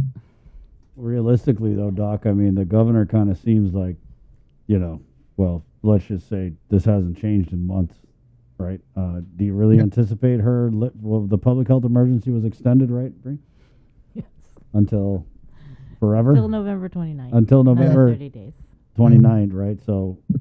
But still, guys, I think we are the only place. I mean, I'm sorry, Doc, before you continue, guys, can you imagine if you're like an unvaccinated person and your family decides, oh, let's go to the hotel for Thanksgiving? Like, you're totally screwed. You're screwed. Well, Chris, the only thing I'm worried about, right? I know a few people that have the CDC card that they're not vaccinated. So, when people go underground and start that kind of stuff, it's dangerous, right? Wait. Because they can have a CDC card and they're not vaccinated, they're not tested, so you don't know. Isn't that fraud? Oh no! If you have a vaccination card and you're not vaccinated, it's very easy to obtain. I tell you, that's something that we have to, to be able to let the unvaccinated be tested, and they go to restaurant or gym. Like I say, science is there. Both can carry the virus, okay? But if you let the unvaccinated test it, and in order to attend the normal stuff, you'll be much safer and know that you sit by someone that recently tested and they are negative. And the tests are very good. If you're negative, you're not going to have them. So there's no sense right now at 90% that we continue to do what we do and continue to divide the community. And I tell you, the longer we wait, the worse it's going to get. So I think that right now we should somewhat think differently and let people go on their life at this point. Right, Doc. So, I'm just looking at the latest numbers. 123,866 of our island's eligible population. They don't put the percentage, it's not in the JIC report. I think they stopped that over the weekend.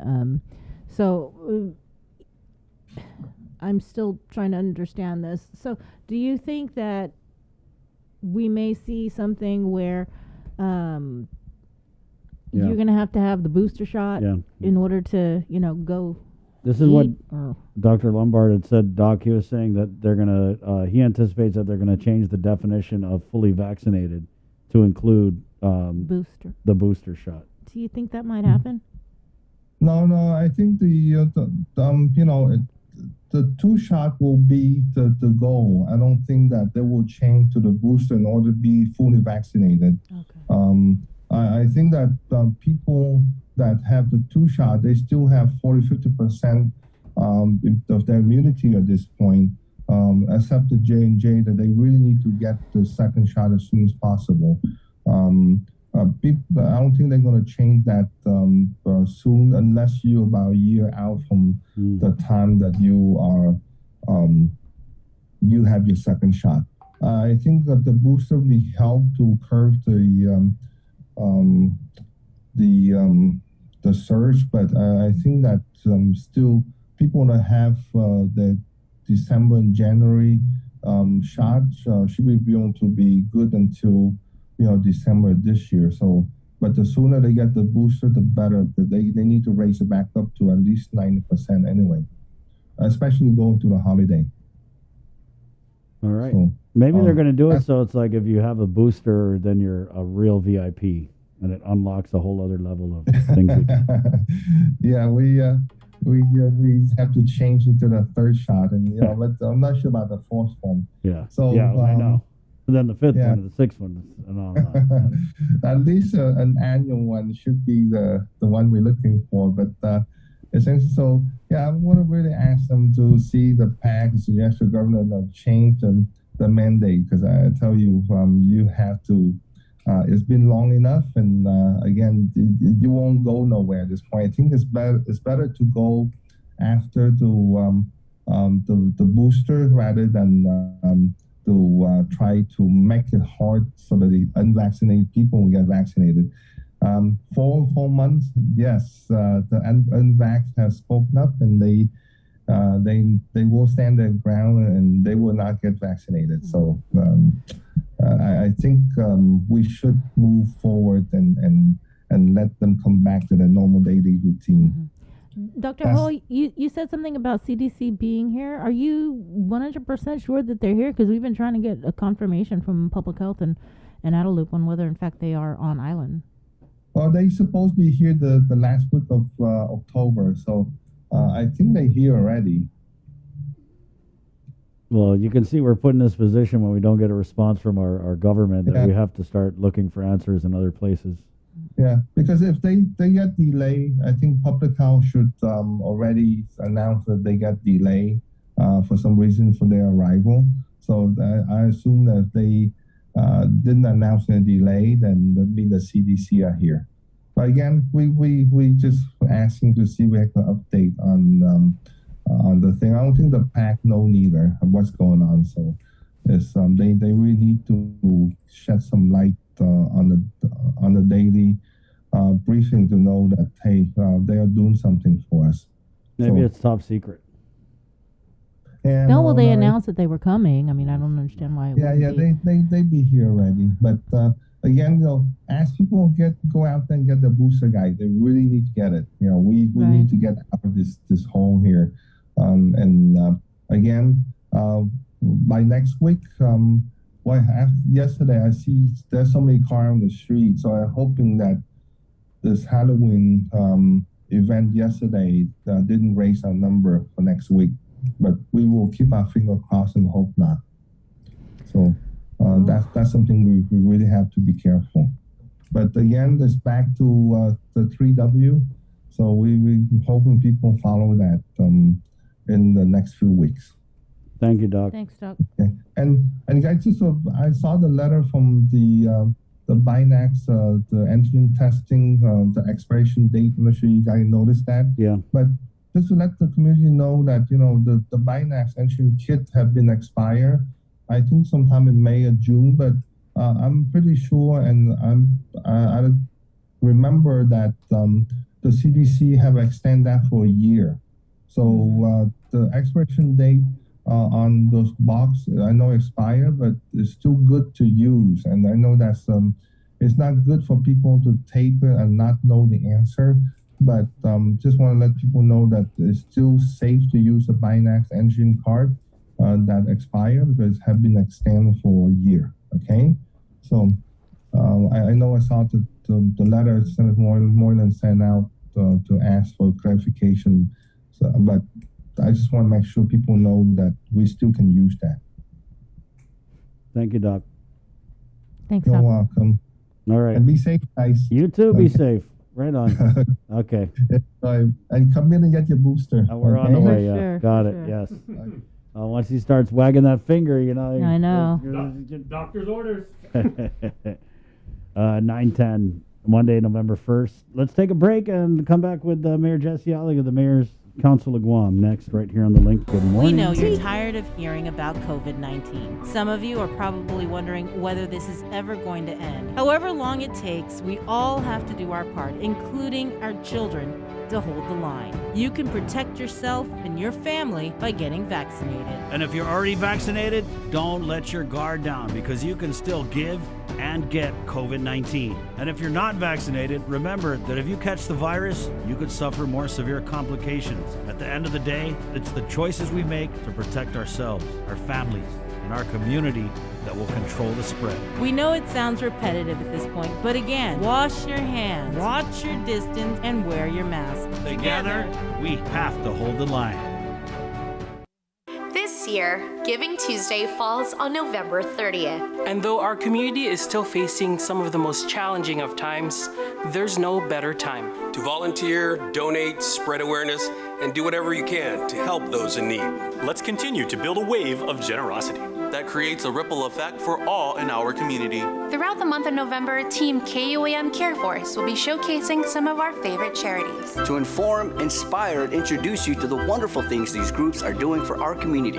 We're also calling on you to donate to our food pantry and toy drive to benefit the Salvation Army at our KUAM studios. Any weekday between 10 a.m. and 2 p.m. starting on November 1st. Or stop by our second annual donation drive-thru event on November 30th. You can also visit our studios to sign our Kindness for Caregivers wall to show our healthcare workers our appreciation. So be a giver and join the KUAM Care Force this year in making a difference this Giving Tuesday. Giving Tuesday 2021 is presented in partnership with our community partner, APL. Better Ways. This holiday season, we're once again bringing together the island's largest array of local vendors for a special innovative way for you to shop, broadcast, and go digital with Team KUAM. Join us on Sunday, November 28th for the annual Christmas Pops Virtual Holiday Market at 12 noon on KUAM TV8 and the KUAM News Facebook page, plus additional show times through December 11th. We'll also be featuring vendors daily with posts with QR codes and links on our social media pages beginning Monday, November 29th, and hosting an exclusive Christmas Pops website for your one-stop shopping. It's a safe and convenient way for you to shop local this holiday season. To reserve your spot, email promotions@kuam.com today. Virtual space is limited. Presented by UOG School of Business and Public Administration. Say hello to the First Hawaiian Bank mobile app, where you get smart insights into your finances so you can make smart decisions with your money. With a daily personalized feed, you can compare your monthly income to spending. That's better. Discover where your money is actually going. You might be surprised. See what's essential and what isn't. The more you use the app, the smarter it gets. With insights from the First Hawaiian Bank mobile app, it all starts with yes. Get the job done the right way by getting the right stuff at East West Rental Center. With years of experience helping builders, we definitely got what you need. Call 646-1463 or visit us in Upper Tumon. Open Monday to Saturday from 7 a.m. to 5 p.m. and on Sundays from 8 a.m. to 5 p.m. Mariana's Irrigation and Landscape Superstore. Stop on by and visit our showroom today. We offer everyday low prices on all major outdoor power equipment like bush cutters, chainsaw, power washer, generators, and more. Need service, repair, maintenance? Well, check out Guam's best superstore only at Mariana's Irrigation and Landscape, located in Barragata along Army Drive between Submarina and Besta Market. Call 735-7446 for more information. Now shipping to surrounding islands. Mariana's Irrigation and Landscape Superstore. Do you feel like you're missing out on something? Make life more rewarding with Pacific Points. Earn and redeem points for bill rebates and free load at IT&E, discounts on fuel at Shell, vouchers at Foodies, and United Mileage Plus miles. You can even pay with Pacific Points at IT&E, Shell, and Foodies. Pacific Points. Do more, get more. GU Self-Storage, conveniently located near the Harmon McDonald's. We offer affordable rates, online payments, and auto bill pay for your convenience. Plus gate access daily from 6 a.m. to 9 p.m. Call us today at 648-7867 for more information. The relationship between Guam and Manila, Philippines is undeniable as we share similar cultural traditions, history, and heritage. With generations of Filipinos calling Guam home, KUAM presents a monthly look at the capital city, featuring in-depth and engaging interviews on everything from medical tourism to new business and government leaders. Veteran newscaster Nestor Lecanto delivers Beyond Our Borders. This special program is brought to you by KFC. The link and the digital platforms of KUAM for doorbuster deals this Black Friday, November 26th, to get a head start on your shopping this holiday season. Black Friday Doorbusters is brought to you by Flip Flop Shops, your one-stop shop for all your casual footwear. Find them on Facebook for your perfect pair. Learn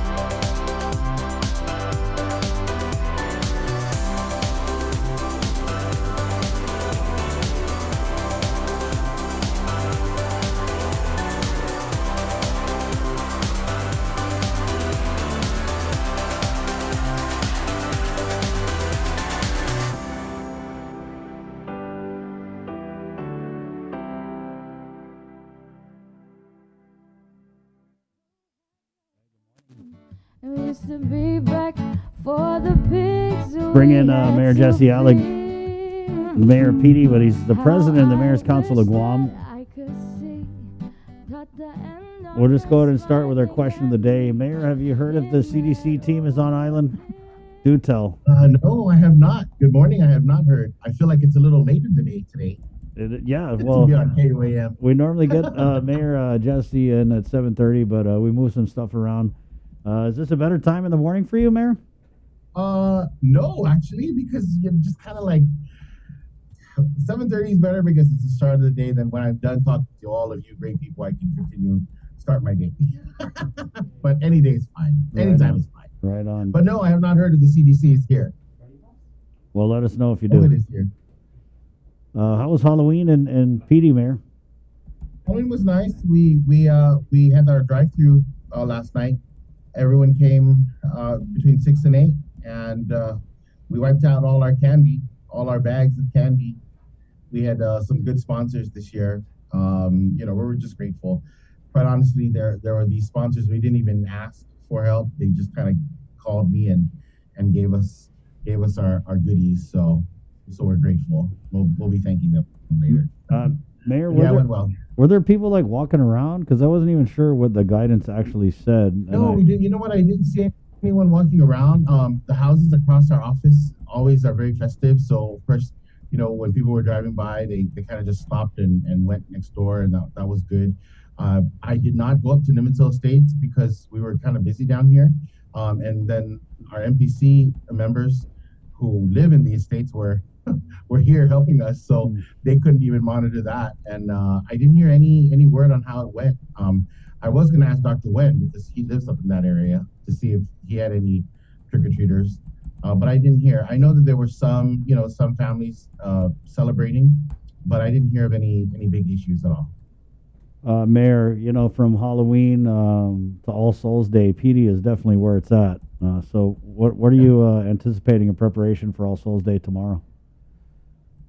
Well, most of the work is done by DPR and Veterans Affairs, right? For the two cemeteries that we have here, typically our work is to monitor traffic and control that aspect of the gathering. But because there's no gathering tomorrow, we're hoping that everything's going to go smoothly, and that people don't go at one time and spread out your visitation at the cemetery. Most people are up there, days before November 2nd. So I anticipated people were there yesterday. People will be there today, and certainly some will go tomorrow. But we don't have any real big. I don't foresee any real big issues there. I may have mentioned at one point that DPR did put a gate at the front. So now it's locked and they're open.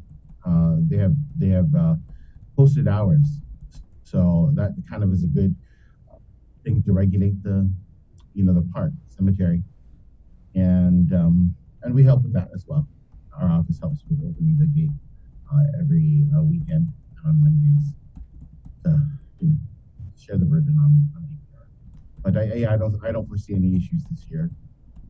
I'm glad that they're open though, because last year they weren't open, right. And we did have a lot of families wanting to go visit their loved ones and it's typical, it's traditional, right, for us as Chamorros and as Islanders as well, Asians too, right? So yeah, they're open, and like I said, I think everything's gonna be okay. The good thing is DPR cut their grass, the Vicente Lim Chaco Cemetery, so the residents are equally excited because it's, everyone is excited about November 2 because everything around the estates looks nicer. Any new mini homes that have gone up over at the public cemetery? I haven't seen any more homes going up. I haven't even seen any large monuments either, or headstones. I've just seen the typical closer to the ground headstones. Yeah. So it seems like they're monitoring that more. Right. How are the village booster clinics going? So the booster clinics are filling up. Actually, of course, Dededo was filling up. Surprisingly, the Sinahanya and the Inalahan last week, as I was doing an update, that was filling up. I did not request for an update yet today, but I should have before I got on. But I'm sure that they're going to fill up. So I believe it was Thursday of last week. Both sites were at least 25% full, and so that over the weekend that'll fill up, and then today. So it's a good thing. But Dr. Wen mentioned about testing, and you guys were instrumental, helpful in our campaign, our very short campaign to get testing done. And we really wanted to push that more, because we've done the same thing over and over again, and we see the same results. We have to change it up a little and hopefully expect different results, or at least or positive or better results, right? And so, and like you said, testing to know, and I think that really is what it is, what needs to get done. And so I'm glad that we are testing in our village clinics, right? Just so that it's available. So one of the things that we discussed with the governor last week, and I have not yet discussed it with the mayors, and I will on Wednesday, is we've noticed that there are government agencies doing testing. I believe even AdLoop has their own testing, in their office. So we are going to propose to the mayors to do testing in their offices, at least provide it, right? So I'm not sure how they're going to take that. I'm not sure. We have to have a discussion on it. But if the majority of the mayors, or if a mayor is interested in hosting testing at their office, getting at least one personnel, one employee trained to do the testing, then at least it's available in the district office. And it doesn't have to have a line. It just is something that can be readily available. And I think it's helpful not only for the mayor's office and for our operations, but also for our community, right? I mean, it's a little more convenient for most people. And we're all about convenience these days, especially since COVID. And so I'm hoping that little, we have that discussion, something positive will come out of that, and that we could possibly have more testing options available at the village level. You mentioned meeting with the governor. Have you guys gotten any ARP money yet? No ARP money, not yet. Haven't really heard of any of that. And then one of the papers today, the front page was about the after school program. Most of the mayors have after school programs planned, but that money is out of the ESF, and we still have not yet received it. Most of us received our award letters, but we haven't received the cash or the programs yet. So the education stabilization funds. That's correct. Yeah. This is from Lieutenant Governor's share. That's correct. Yep, that's correct. And so that'll help us with our after school program and our summer school programs. I'm sorry. When does it start? Supposed to have started. yeah, it was supposed to. Yeah, everything kind of just depends on on the green. So TAZA, nothing, no ARP, nothing even for COVID differential pay? No, not even COVID differential. I did ask again. We're following up on it, making sure that they're people that need to know that the staff that work the pandemic is not getting paid or received a differential. So when you ask, what do they say? Working on it. As usual. Yeah, nothing groundbreaking in that part of the world, for sure. We did have a comment, Mayor. I don't know if you know this, it's Veteran Cemetery. Do people paint their own tombs, or is that something that the VA handles? And then also, if you could, up in the Nimitz Hill Cemetery. I don't.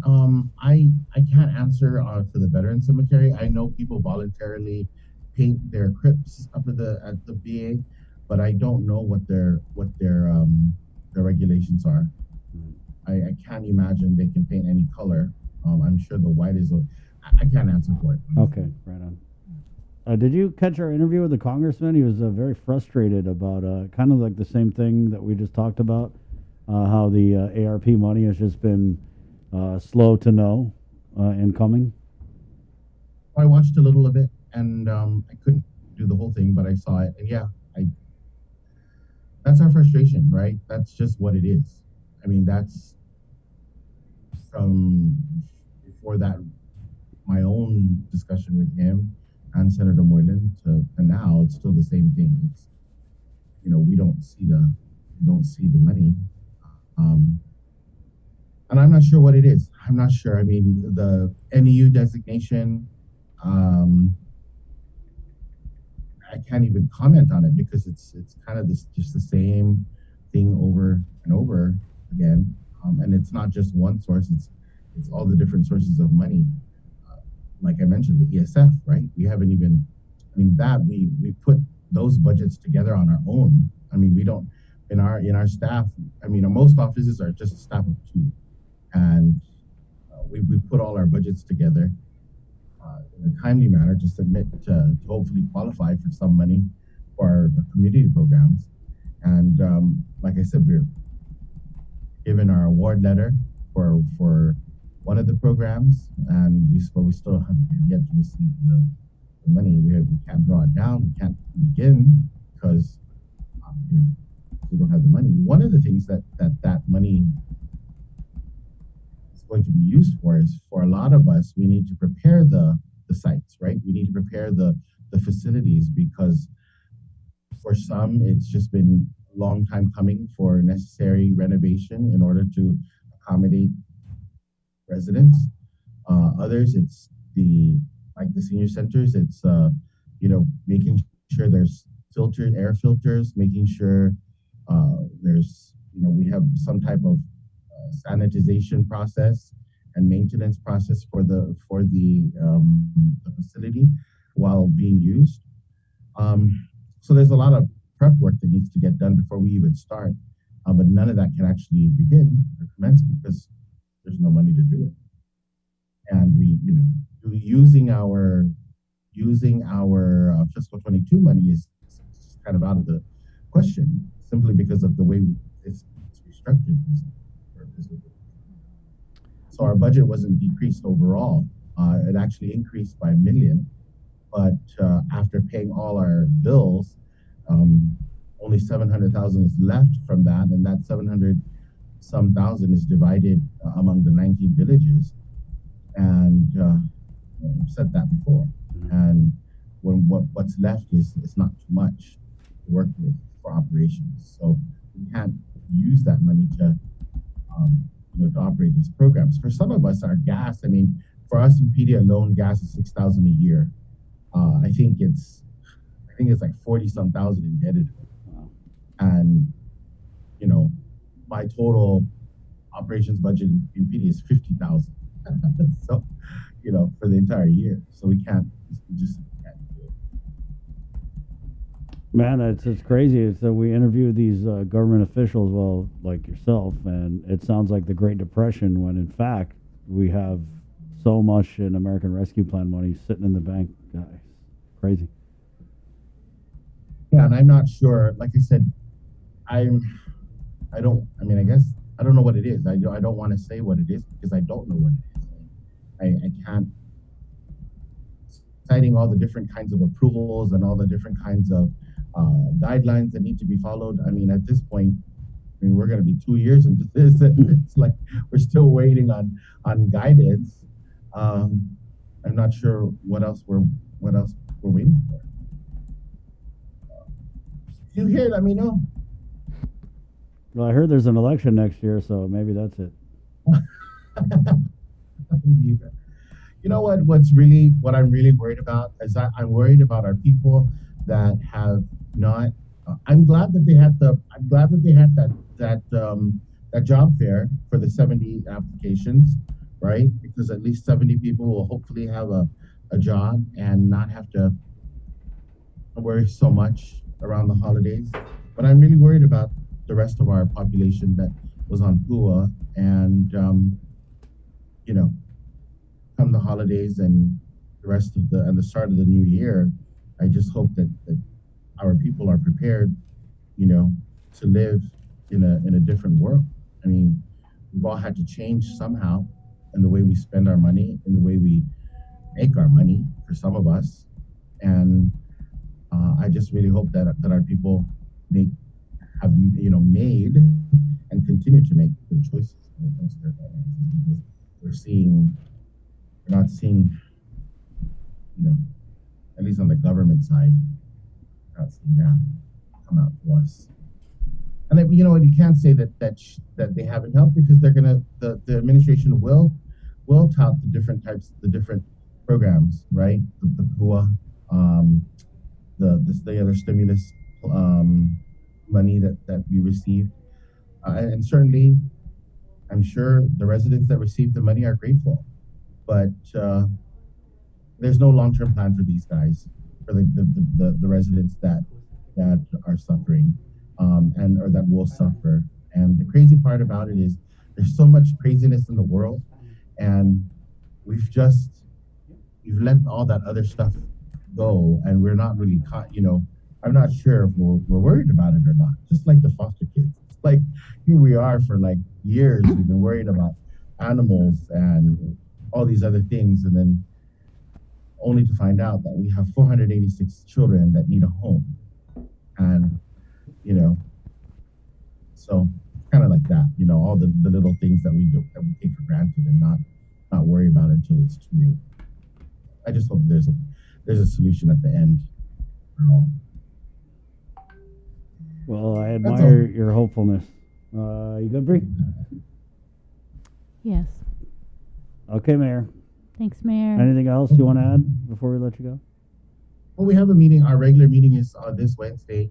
And so after that meeting, we'll have some other things to share. So if I don't come on sooner, then I'm sure we'll get it to you guys. But I appreciate it. All right, stay safe. You too. Have a good day. Thank you, Amir. Yes. Hey, let's take a break, and we'll come back with more of The Link, which is brought to you by Pacific Points, Calvo Enterprises, IT&E, and Jack in the Box next. Say hello to the First Hawaiian Bank mobile app. Want a better look at your spending? With Money Map, you can automatically create budgets and manage where your money is going. Know when you have a green light, or when it's time to slow down. Maybe cook more meals at home this week. Set your goals, track your progress, and find your way to exactly where you want to be. With Money Map from the First Hawaiian Bank mobile app. It all starts with yes. Get the job done the right way by getting the right stuff at East West Rental Center. With years of experience helping builders, we definitely got what you need. Call 646-1463 or visit us in Upper Tumon. Open Monday to Saturday from 7 a.m. to 5 p.m. and on Sundays from 8 a.m. to 5 p.m. Mariana's Irrigation and Landscape Superstore. Stop on by and visit our showroom today. We offer everyday low prices on all major outdoor power equipment like bush cutter, chainsaw, power washer, generators, and more. Need service, repair, maintenance? Well, check out Guam's best superstore only at Mariana's Irrigation and Landscape, located in Barragata along Army Drive between Submarina and Besta Market. Call 735-7446 for more information. Now shipping to surrounding islands. Mariana's Irrigation and Landscape Superstore. Do you feel like you're missing out on something? Make life more rewarding with Pacific Points. Earn and redeem points for bill rebates and free load at IT&E, discounts on fuel at Shell, vouchers at Foodies, and United Mileage Plus miles. You can even pay with Pacific Points at IT&E, Shell, and Foodies. Pacific Points. Do more, get more. GU Self-Storage, conveniently located near the Harmon McDonald's. We offer affordable rates, online payments, and auto bill pay for your convenience. Plus gate access daily from 6 a.m. to 9 p.m. Call us today at 648-7867 for more information. The relationship between Guam and Manila, Philippines is undeniable as we share similar cultural traditions, history, and heritage. With generations of Filipinos calling Guam home, KUAM presents a monthly look at the capital city, featuring in-depth and engaging interviews on everything from medical tourism to new business and government leaders. Veteran newscaster Nestor Lecanto delivers Beyond Our Borders. This special program is brought to you by KFC. Catch SportsLink on the KUAM News Morning Show, The Link, every Friday for the latest sports news, game schedules, athlete profiles, and more. SportsLink airs every Friday across the multi-platforms of KUAM. Tune in to the broadcast on Breeze 93.9 FM, on KUAM TV 11, live stream through the KUAM News Facebook page, or view highlights on YouTube, KUAM News Facebook, and Instagram page. SportsLink is brought to you by Mariana's Irrigation and Landscape. KUAM's multi-platform morning show, The Link, just got a little more delicious with Feed Me Fridays. Chris, Sabrina, Jason, and the rest of the morning crew will take some time off each Friday to talk, taste, and tempt you with all the latest and greatest food and drinks on Guam. Old faves, new hits, and everything else we can put in our bellies. It's Feed Me Fridays on The Link, brought to you by King's Restaurants, Ruby Tuesday Guam, and Devondale. This holiday season, we're once again bringing together the island's largest array of local vendors for a special innovative way for you to shop, broadcast, and go digital with Team KUAM. Join us on Sunday, November 28th for the annual Christmas Pops Virtual Holiday Market at 12 noon on KUAM TV 8 and the KUAM News Facebook page, plus additional show times through December 11th. We'll also be featuring vendors daily with posts with QR codes and links on our social media pages beginning Monday, November 29th, and hosting an exclusive Christmas Pops website for your one-stop shopping. It's a safe and convenient way for you to shop local this holiday season. To reserve your spot, email promotions@kuam.com today. Virtual space is limited. Presented by UOG School of Business and Public Administration.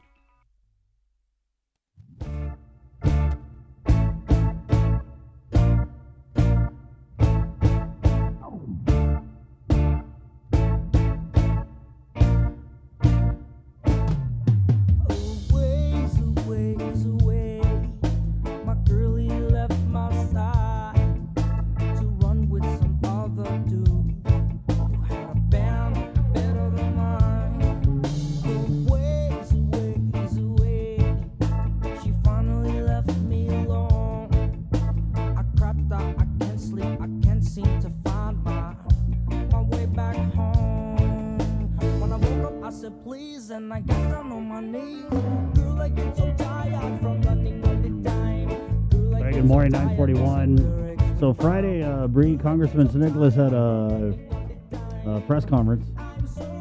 Right, he wanted to provide an update to the community and the people of Guam on the Build Better America, right? Build Back Better.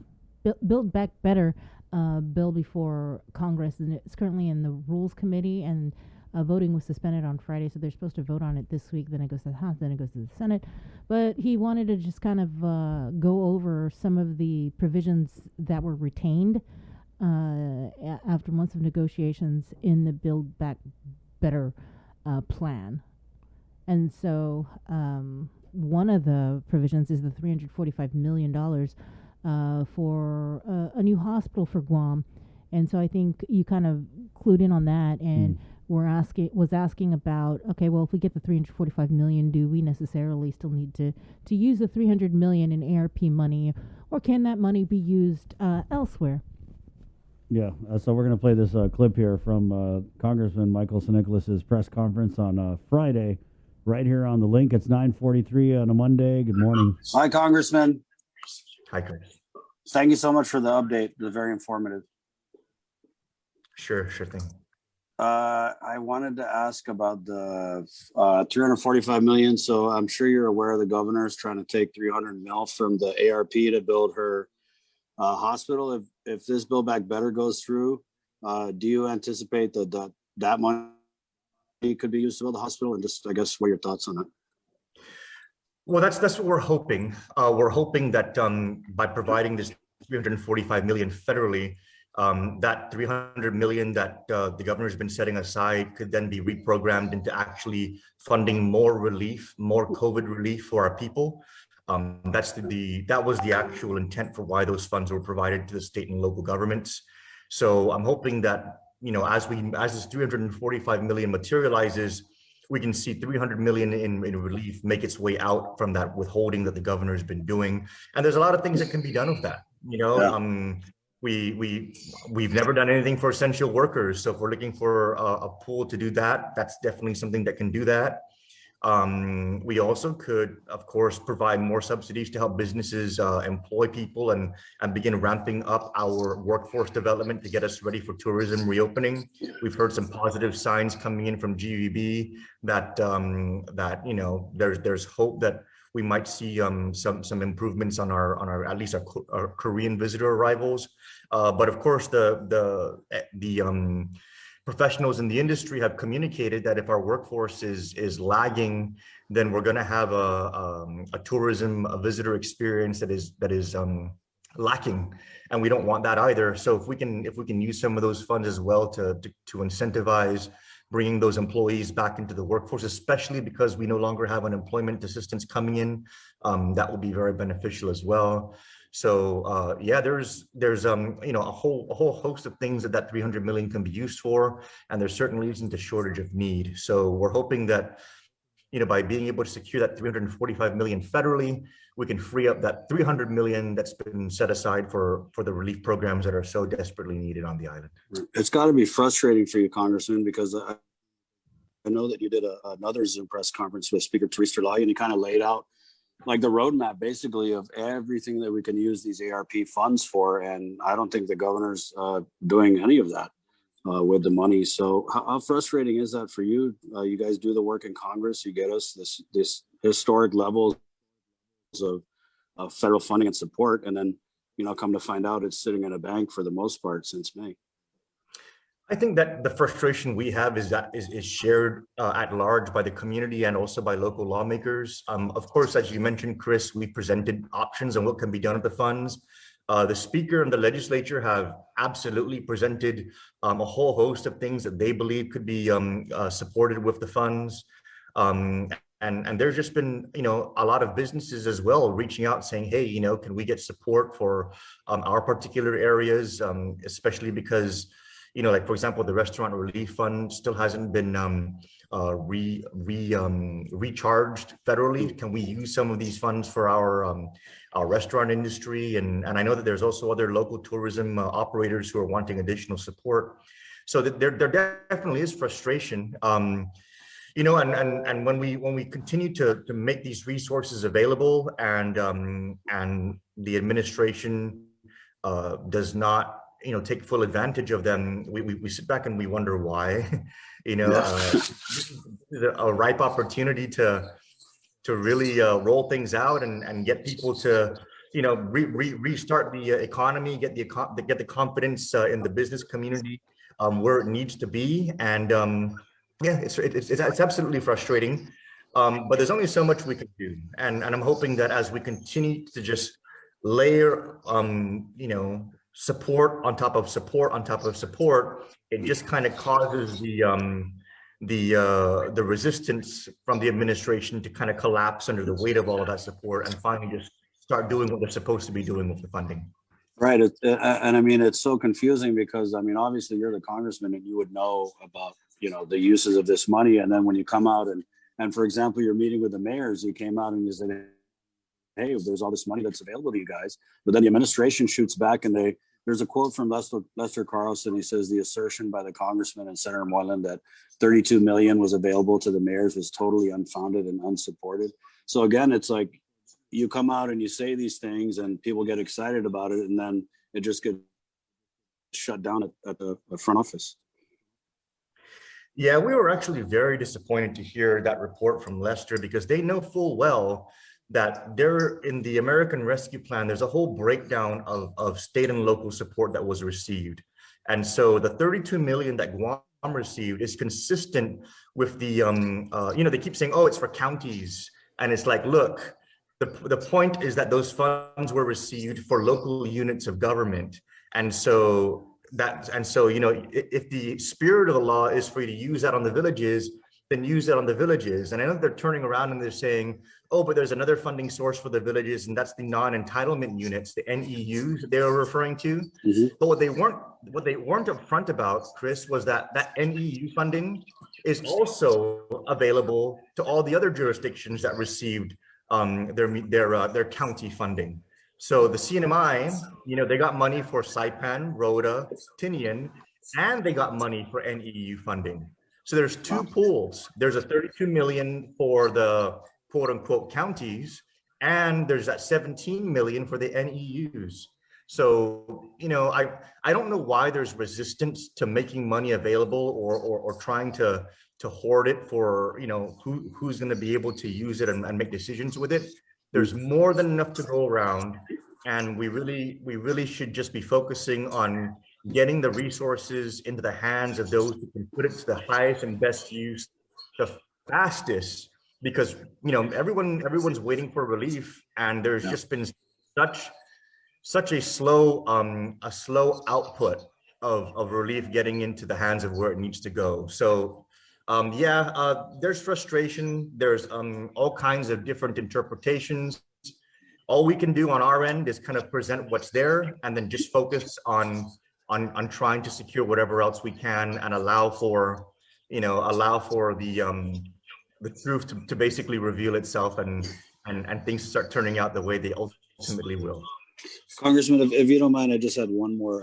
So the LEAP program, which is I forget what it stands for, but it's basically the businesses went to the governor and they said, hey, Gov, we know you have the ARP funding. They were asking for 75 million, but the governor agreed to 50 million, but she's only using 25 million of the ARP. And now there's a bill where they're trying to somehow find another 25 million out of the general fund when, like you said, she could have full well given them the whole 75 from the ARP.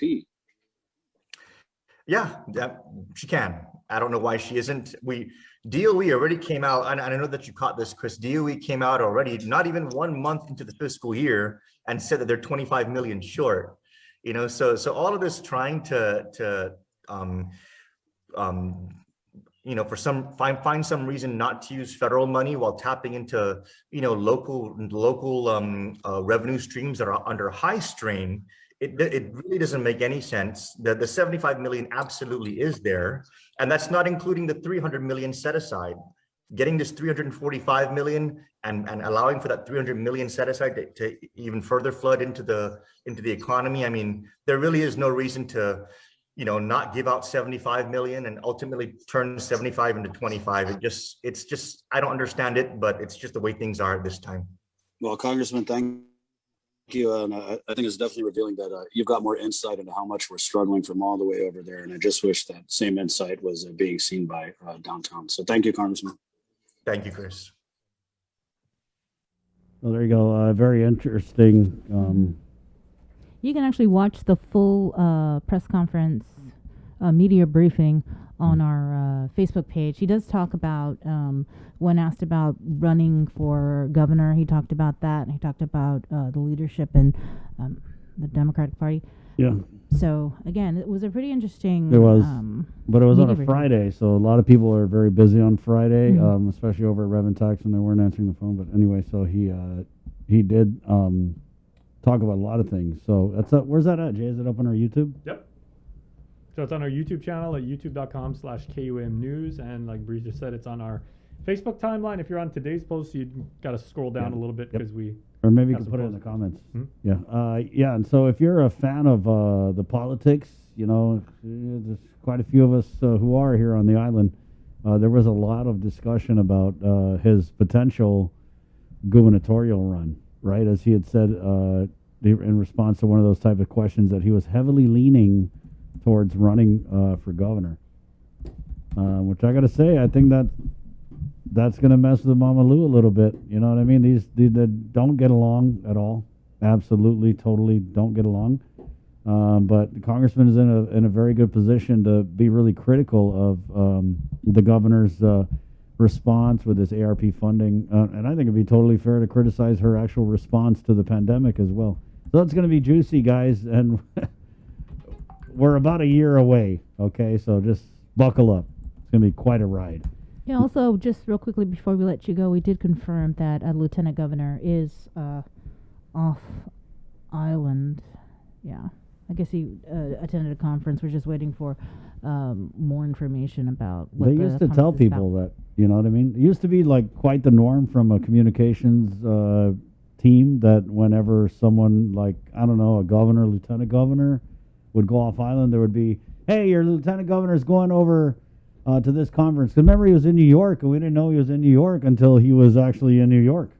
And I was like, oh my God, he's in New York. They don't tell anyone. It's simple stuff like that. You know what I mean? And I think, there's also this line of succession, right? Like Correct. when someone's off island, then the speaker kind of becomes This is so lieutenant funny. governor. This is so funny because so right now, obviously, you guys know the Speaker Therese Terlahi, and the lieutenant governor was off island for this decolonization United Nations trip, and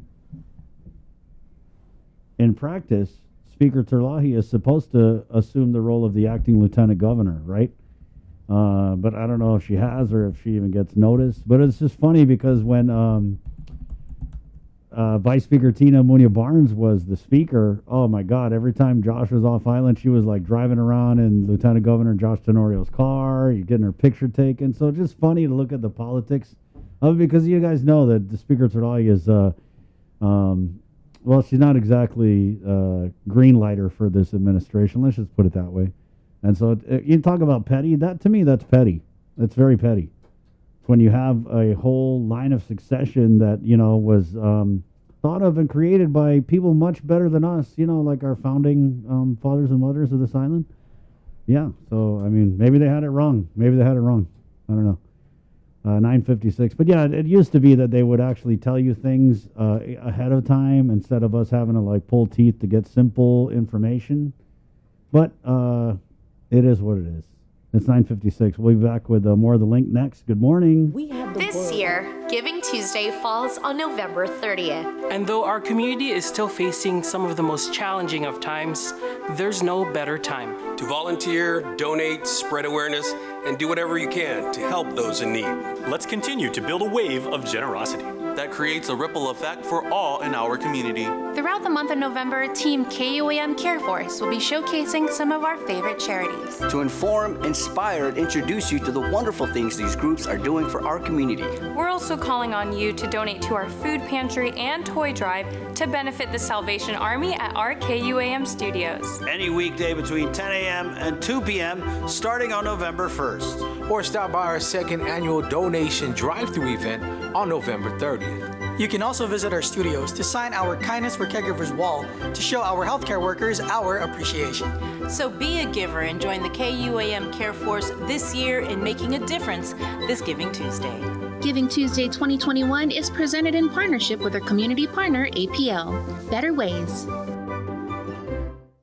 This holiday season, we're once again bringing together the island's largest array of local vendors for a special innovative way for you to shop, broadcast, and go digital with Team KUAM. Join us on Sunday, November 28th for the annual Christmas Pops Virtual Holiday Market at 12 noon on KUAM TV8 and the KUAM News Facebook page, plus additional show times through December 11th. We'll also be featuring vendors daily with posts with QR codes and links on our social media pages beginning Monday, November 29th, and hosting an exclusive Christmas Pops website for your one-stop shopping. It's a safe and convenient way for you to shop local this holiday season. To reserve your spot, email promotions@kuam.com today. Virtual space is limited.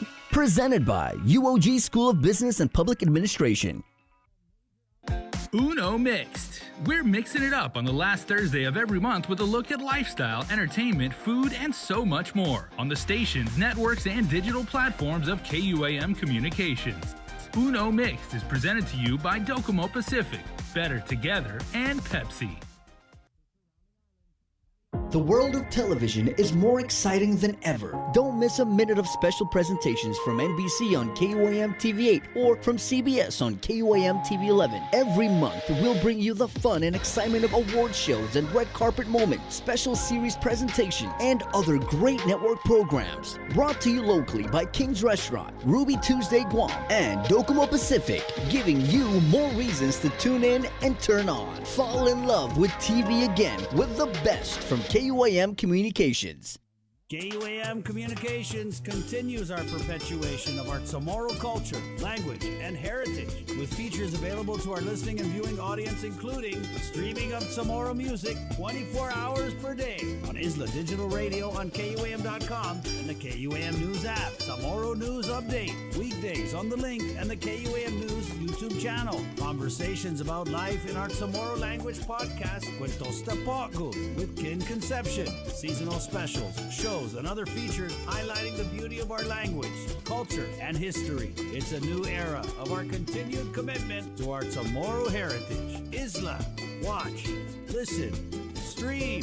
Viva Isla!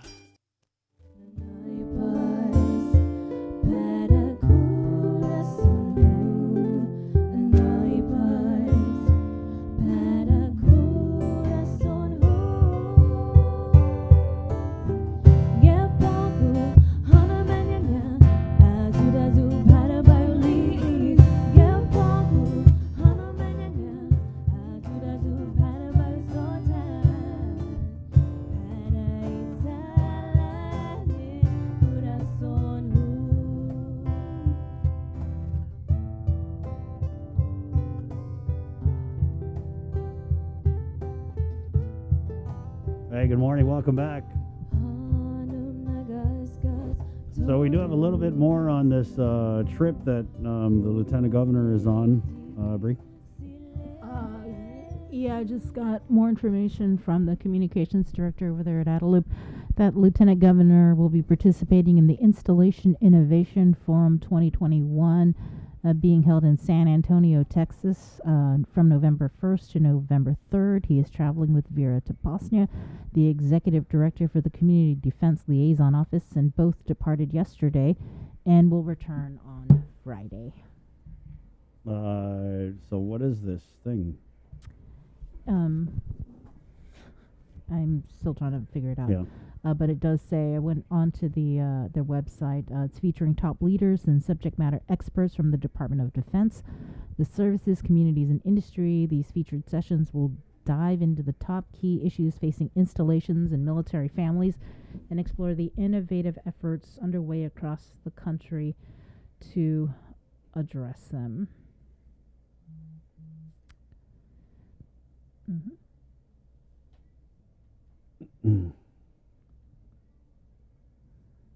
Yeah. I'm just looking at some of the stuff here. So, there's an agenda. Association of Defense Communities.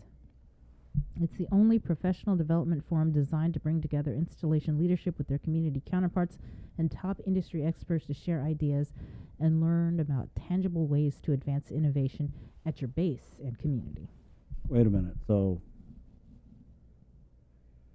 Lieutenant Governor is the head of a base or a community? He's part of the community. He is. You're right. Okay. Right. And a leader in the community. Yeah. So the agenda, guys, just looking at it, there's an Air Force town hall, Army town hall, just a bunch of different events, federal grant opportunities for communities. What's out there beyond DoD? Yeah, we'll probably talk about this more this week. But yeah, Lieutenant Governor is off island, accompanied by Vera Taposnia. Vera Taposnia to attend this. It's a private sector conference, guys. Professional development. That's good. Always room for professional development on the taxpayer's dime. It's 10:02, guys. KUAM TV. It's been great. Thanks for jamming with us for another episode of The Link here, Monday, November 1st. My name's Chris. I'm Sabrina. I'm Jason. Have a great day, guys. KUAM TV. Hasta. Adios. Bye.